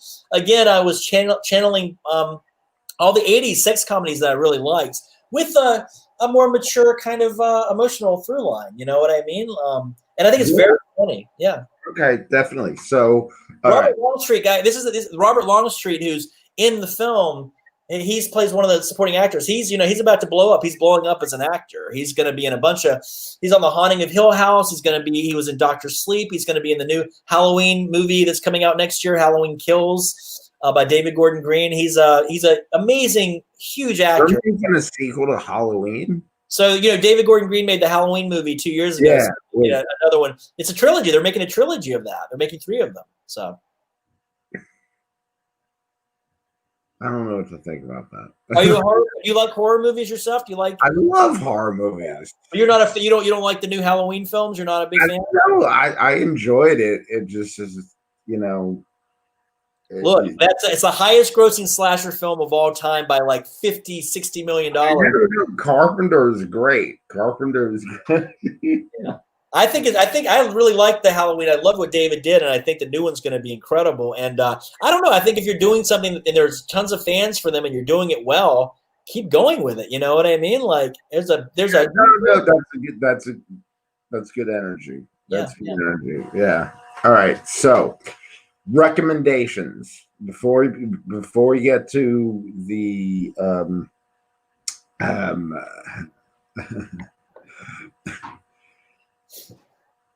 rapid fire recommendations. Recommend a film, and does that have to be kink related? Rapid fire recommendations. Oh, yeah. So I can do quickly on this. Yes, I just binge watched the Michael Jordan documentary, because I'm from North Carolina, so we love Michael. I mean, everybody loves Michael Jordan. Well, not everybody, but no, he's a good dude. I just binge watched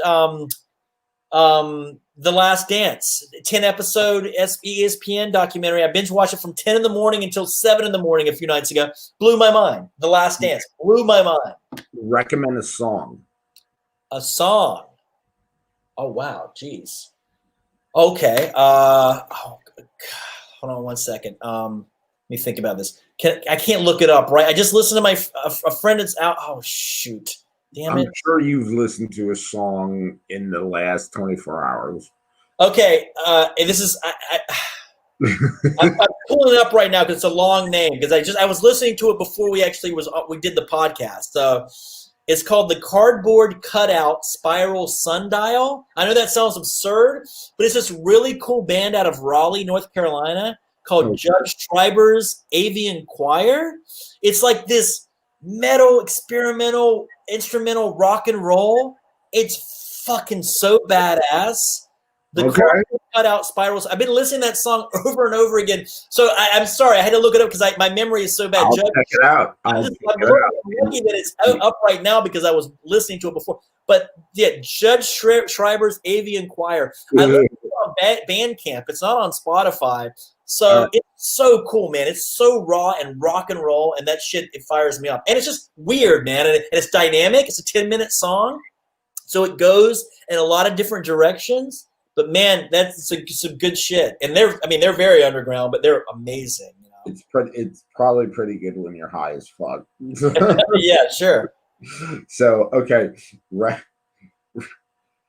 Recommend a book. A book.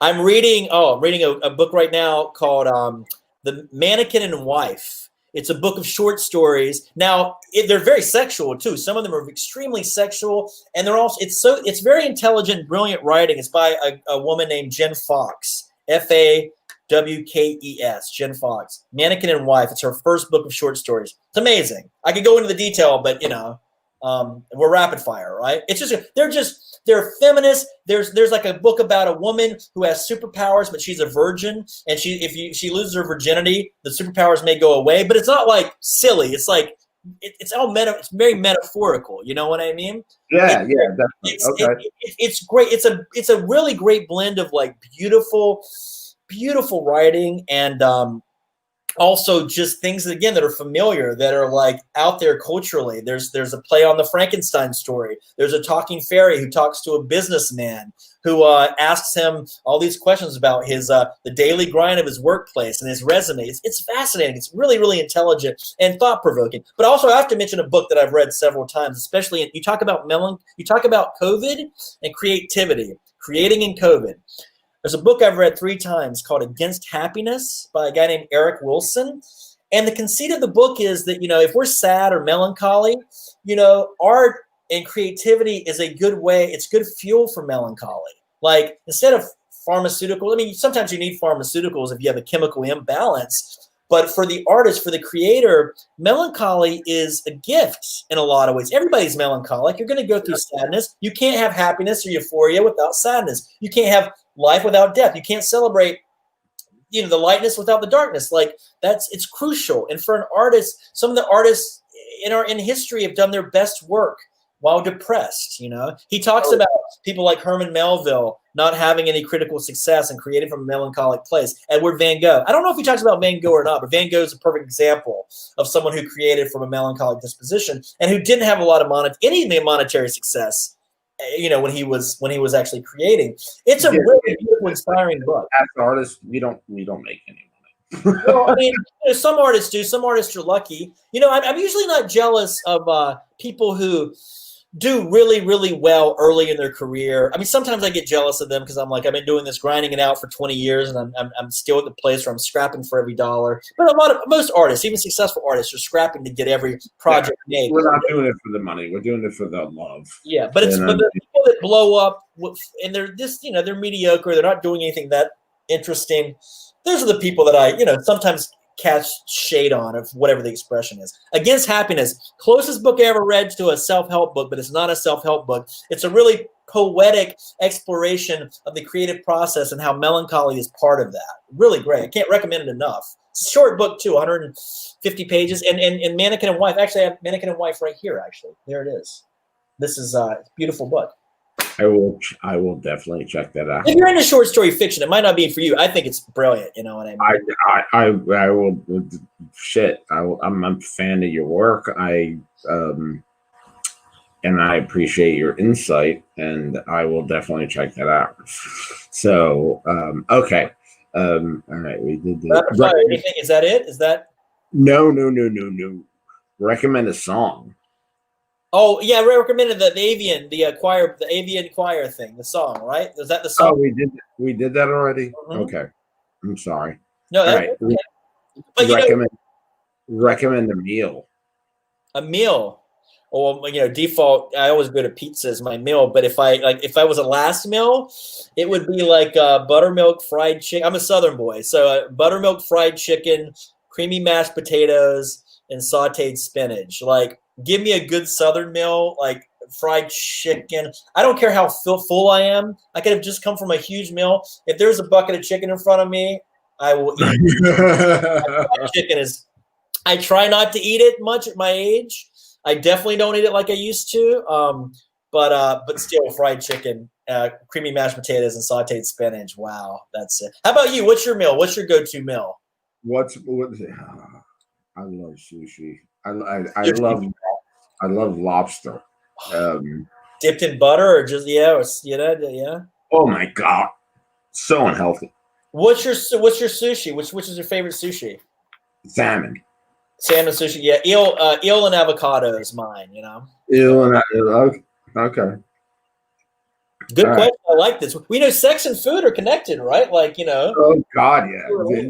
You should. You should watch some of the splashing episodes. People rub shit all over themselves, like Indian food, and I'm like, that's spicy. Like, remember Peter Greenaway's the thief, the cook, his wife and her lover, like from the. God, yeah, I love that movie.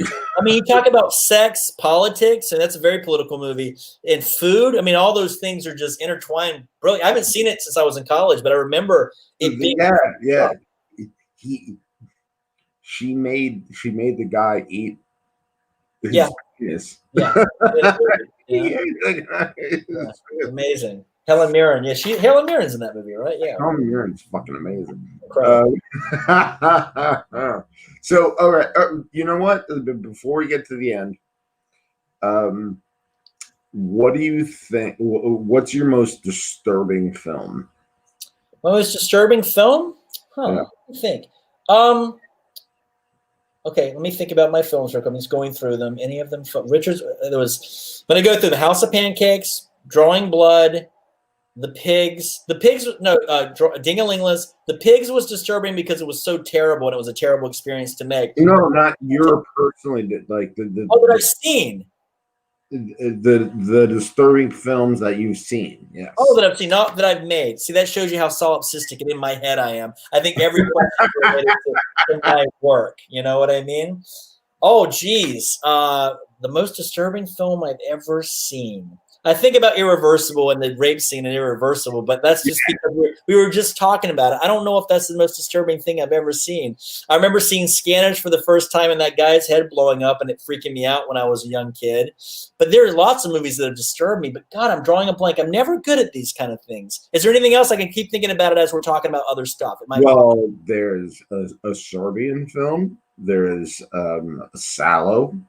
I've never seen Salad. I saw that movie. It was, what was it? 36 weeks, 4 nights, and about the abortion, about the woman who gets the abortion. It's not a Serbian movie, but I can't remember. 36 weeks, it's 6 months, like 3 weeks and 2 months. What you're talking about. You don't know what I'm talking. Yeah, I apologize. So what is Sallow? What is that? Oh my God. Yeah. You gotta do some research on Sallow. Sallow. It was done by Pasolini, and he got killed for it. Yeah, okay, I remember hearing about this. Yeah, yeah, and it's basically about a bunch of Italian Nazis kidnapping a bunch of people and just torturing them for 120 days. And yeah, it's fucked up. And there's a lot of, let's put it this way, there's a lot of shit involved. Yeah. So, yeah, it's very uncomfortable. Human Centipede. I remember watching Human Centipede with my brother, and that was fucked up. And then I tried to watch Human Centipede 2, and it was disgusting. Did you ever see, this is an inspiring movie, but it was disturbing because of some of the content, was the documentary, the Sick, the Bob Flanagan story about, Yeah, I saw that. I mean, there's a shot of him nailing a nail into his penis head and, and pulling it out. Like, that image is stuck in my head. Like, that's pretty disturbing if we're going to talk about a movie. There's a film called Matrice. It's got Gerard Depardieu in it, and they really nail a nail. They hammer a nail into this guy's penis to a wooden board, and it's 100% real, and it's in the movie. Yeah, check that shit out, and it's a good movie. I gotta admit, it's a good movie. I keep in mind, I don't watch these movies to be like all sexually aroused or anything like that. I watch them because I love movies, and yeah. Did you watch the Lawrence Trend with Willem Dafoe and Gainsbourg, where they're just torturing each other the whole time after their child dies? Antichrist. Yeah.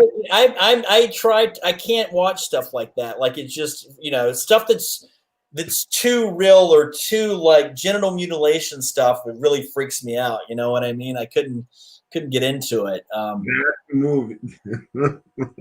my girlfriend was like, I can't fuck you for a couple of days. That's funny. That's really funny. I love that you're asking about disturbing movies. Like, that's great. Like, a good disturbing movie will wake you up and make you think about things. I guess I haven't seen that many, but think about scenes. But the Bob Flanagan story was actually extremely inspiring. By the end of the movie, but yeah, that was actually an inspiring movie. Yeah. But if you want to take the tone down a notch, watch a Serbian film, like that will happen. Yeah, yeah, I got you. You know, Funny Games, the original Funny Games was pretty disturbing. I remember seeing that being disturbing. Oh hell yeah. When they get away with it, and there's no, you know, sense of, you know, penance for what because they get away with it, right? At the end of it, they just kill him.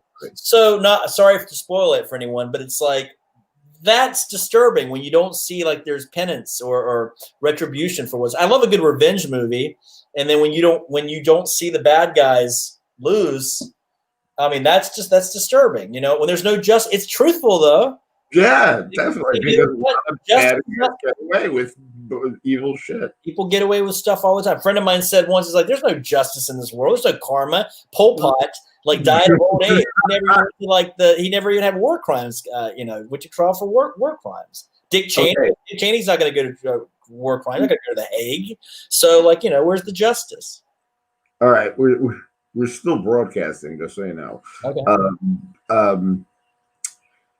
3 things, and they all have to start with the same letter. Okay. 3 things that you love. They start with the same letter? They all have to start with the same letter. Interesting. Oh, I think about music, movies, top of the list. You know what I mean? Movies, music, and my mom. Okay, that counts. Yeah. I mean, are we doing rapid fire again? I don't want, you know, just sitting around thinking about it. I feel like, oh, let me just think. But I love movies. I don't love movies like I used to. I love music probably more now than I mean, I still love a good movie, a good book, a good song. Of course, I will always love movies. I mean, I've given my life to movies. My mother, of course, I love her, and I love music. Yeah. How about you? That counts. Yeah. That counts. All right. Oh my God. So please. Onur Tukel, please take this time to promote everything and anything you want to promote, whether it's Twitter, Facebook, Instagram, whatever. You know, just go. I would say, you know, Catfight's on Netflix. I think everyone should watch that. I've got 2 movies that came out in July that I really want people to see because I think the performances are really good, and I'm really proud of the films. One's called The Misogynist. It's kind of a companion to Catfight in a lot of ways. It's about 2 Trump supporters on election night, 2016, and a bunch of people coming in and out of the hotel where they are to challenge their belief systems. It's a ribald, very, very, very dark comedy. It's very, very much in the zeitgeist, obviously. It's very, very timely. It's very, very, I think, an important film. And it's also the kind of film that I think, because it makes fun of everyone, it's the kind of film that would unite everyone. You know, we're also divided right now. We've been that way since the contentious election year prior to 2016's November, the election of November of 2016. It's been a very contentious time in the world and in the country. And I think this movie kind of unites everyone by ridiculing everyone. Ridiculing our hypocrisy, ridiculing our inability to have conversations with each other and listen to the other side and be empathic with people's political choices. So The Misogynist, Dylan Baker is brilliant in it. Talk about disturbing movies. I think about Happiness, and I think about Happiness. Talk about Happiness because, you know, Dylan Baker, you know, he's amazing in that movie, and it's also extremely disturbing. And he has one of my favorite scenes in a film, which is when he admits to drugging his son's friend and raping him. It's terrible, but it's so funny at the same time. And if you can extract comedy out of something that dark and that abject, you are achieving something that's impossible to do. So Dylan Baker in The Misogynist is a really brave performance. Trieste Kelly Dunn and Ivana Milicevic are in it. The whole cast is really terrific. So The Misogynist is on Amazon. I would say watch that. I would say find Black Magic for White Boys. It's a movie about a magician who uses a book of spells to make people of color disappear in a gentrifying neighborhood. And it sounds bleak and fucked up, and it is, but it's also very funny, and it's also very timely. And it's about, you know, white privilege and white toxicity and white stubbornness and white power. And, you know, talk about people getting away with it. I've had a few people criticize the movie because the people get away with a lot of the stuff. And it's also about capitalism and about the systemic racism in capitalism. Not to be like woke, because that's not, I mean, whatever that even means. But it's funny. It's just a dark comedy I'm really proud of. Black Magic, it's streaming out there. Catfight's on Netflix.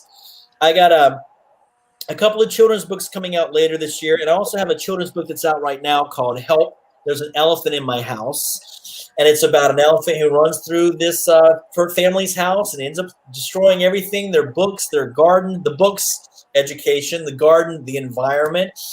He destroys their science kit because he's against science. Not that, you know, it is kind of a metaphor, but, you know, there's people on the left, the extreme left, that are anti-science now. So it's out there, and it's kind of a little metaphor. It's a book for adults, but also that I think teenagers will enjoy. Got a couple of children's books coming out later this year, early next year, and I'm working on 2 movies. One's a French movie, black and white, homoerotic sci-fi film, and then another movie that I made with an amazing cast in July that'll hopefully come out later next year. It's about a bunch of priests during an unspecified. I don't know why I keep doing this. It's obnoxious. An unspecified virus. And they're opening up their church for parishioners to come in and like pray or confess or be baptized.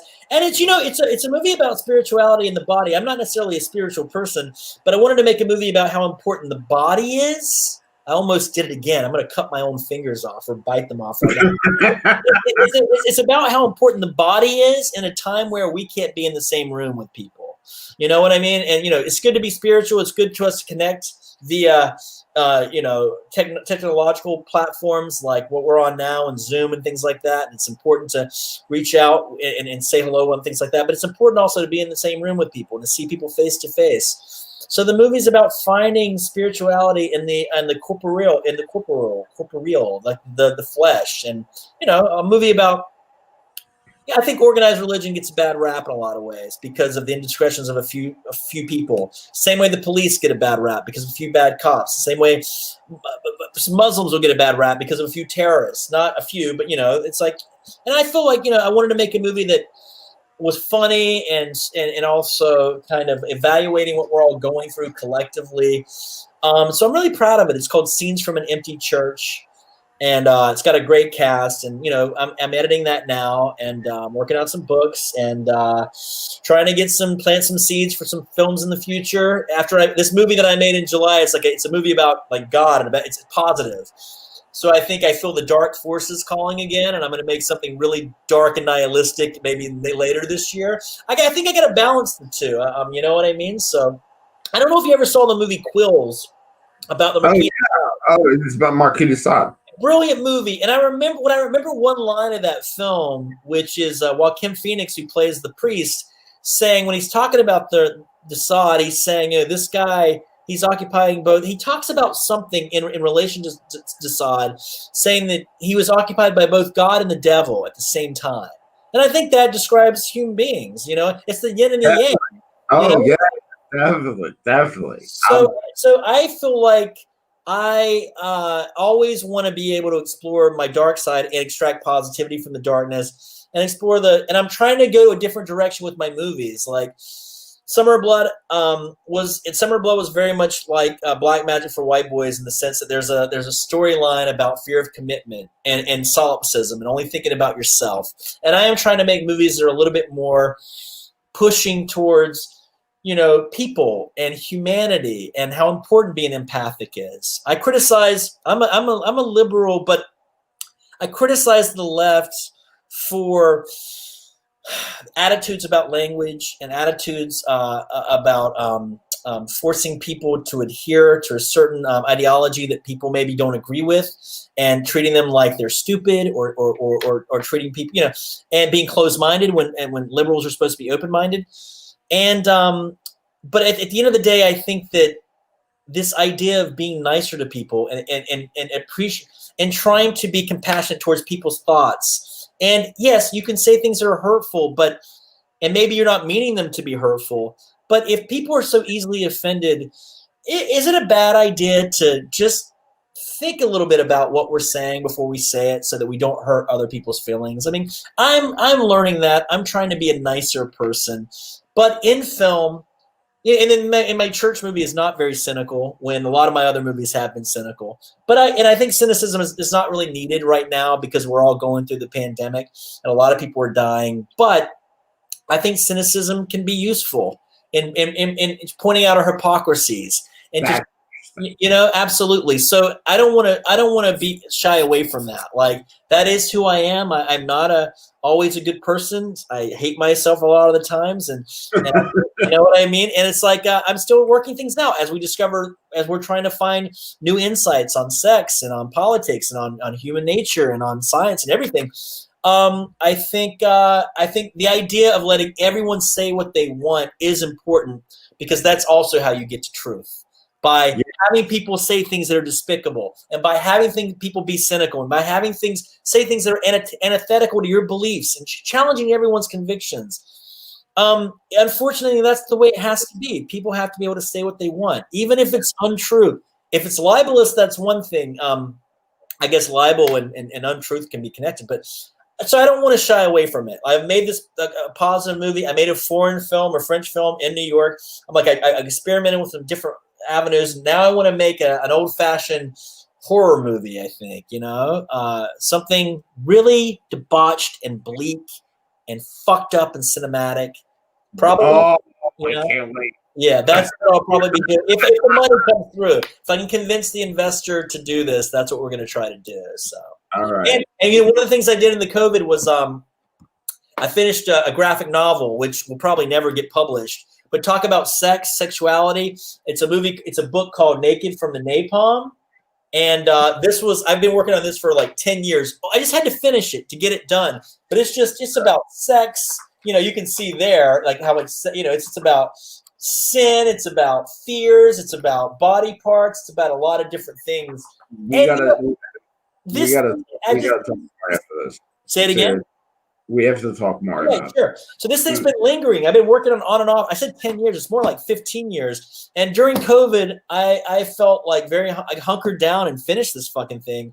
And I'm proud of it because it's just weird. It's a spewing of my relationship with relationships, of my own, like, this is what I think of a relationship. It's like a woman splits a man in half, and then you become the same. Two people become the same person, and like you lose part of your individuality. Now, I'm not saying I have these same attitudes now about this. I think teamwork is important, and when you're in a relationship, especially if you're married and have kids, it's a creative project that fucking be creative. Be creative. It's like I can't go wrong with it. I think also being creative allows you to be more empathetic. I think it allows. I think reading the same way. It's just like creative. I think it's different than watching a movie or like reading and creative act. Like, I don't know. You get inside the head of characters. You think more. You're just more thoughtful about everything. I don't know. I'm speaking for myself. No, I totally agree with you. I totally agree. And the self-gratification, the intrinsic pleasure that you get, the sense of accomplishment you get from making something. I think everyone should experience that. And I think that tax incentives should be given and tax breaks should be given to people who turn in a poem or a short story or a short film.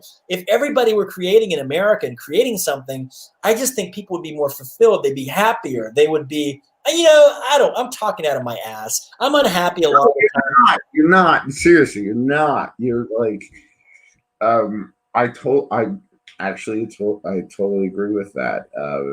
We need more creative people. People doing, interesting, creative stuff. And you are one of these people. Well, the real heroes, though, Nicholas, I make things and then I put them all on display and say, watch my shit. I promote my stuff. But like the real heroes are the people that, the doctors and the lawyers who are out there working their jobs, and the teachers who are working their jobs, and the garbage men. And then, but of course, but they're also who've written the plays just for themselves, or they've written a play, or they're playing music and making a song just for themselves, or writing poetry. I think that stuff should be shared with people. I think people should share their work. I think the play that's not produced and put on stage, it's like the tree falling in the forest. It needs to exist. A play needs to be staged. Whether or not... You never know. You never know. Someone may find it. and someone may read it, and someone may produce it. Yeah, without a doubt. I try to encourage people, well, if you're going to do something creative, like it needs an audience, even if it's for 5 people. You know what I mean? For one person. I would do Q&As. I've done Q&As with like 2 people in an audience before, and it's like, oh, well, there's 2 people. Maybe I can reach somebody and inspire them to go off and make the film, or give them whatever information they need. Usually if there's 2 people in the audience, it's probably 2 filmmakers who are trying to get a film made or something. And okay. Yeah. So, all right. We got to wrap up here. But stay on the line, please. Watch Catfight. Watch Summer of Blood. You can find it everywhere. They're good movies. Trust me, they're good movies. Thanks, Nick. I appreciate that. And I have a fucking blast watching them. That's awesome. Thanks, man. So yeah, watch the movies. The Doug Love New Movies episodes are pretty funny. But just go on the movies. Just download the movies. Pay money for filmmakers. It's as simple as that. Pay money for filmmakers. And I don't see any money from these movies at this point anyway. So if they can find them any way they want to find them, that's fine. If they want to reach out to me, I'll send them a personal link with a password. Like, I just want them to get the Misogynists and Black Magic for White Boys are out there too. They came out in July, and watch Catfight, watch Summer of Blood, watch Applesauce. Applesauce is a beautiful little movie. Funny as fuck. I think it's really funny, and I feel like no one saw that film, and I'm really proud of that. Or movie. I don't know if we can call it a film. It wasn't shot on film. But Applesauce is great. I made a movie called Abby Singer Songwriter that's really interesting. And then huh?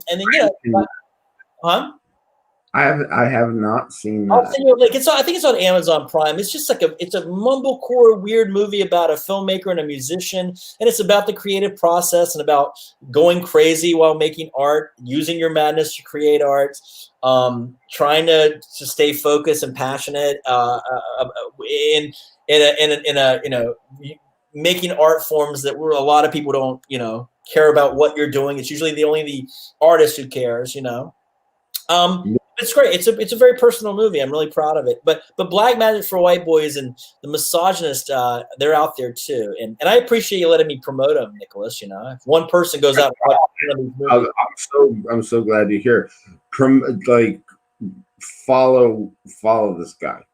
Follow Onur Tukel. You're a sweet man, Nicholas Tanek. So thank you very much. Go to yourkinkyfriends.com. I'm at Twitter at Nicholas Tanek. I'm on Instagram at Nick Tanek. Then my whole crew is at Friends Kinky.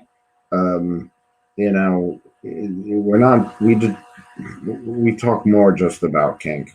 This is deeper, and so there's Instagram and Twitter at Friends Kinky. There's patreon.com/YKF. We got some really interesting things coming up. Oh my God. My Dom is calling me. Who's calling you?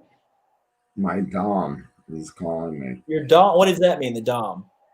My dominatrix. Oh, that's great. Good. You're going to get some action tonight. That's great.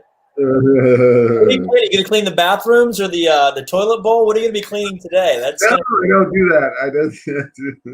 We don't live it 24/7. But she just got home. I could hear her. That's great. Yeah. Yeah. So remember the cardinal rule, everybody. Be cool, be kind, and keep an open mind. Take care. Beautiful, Nicholas. Take care, man.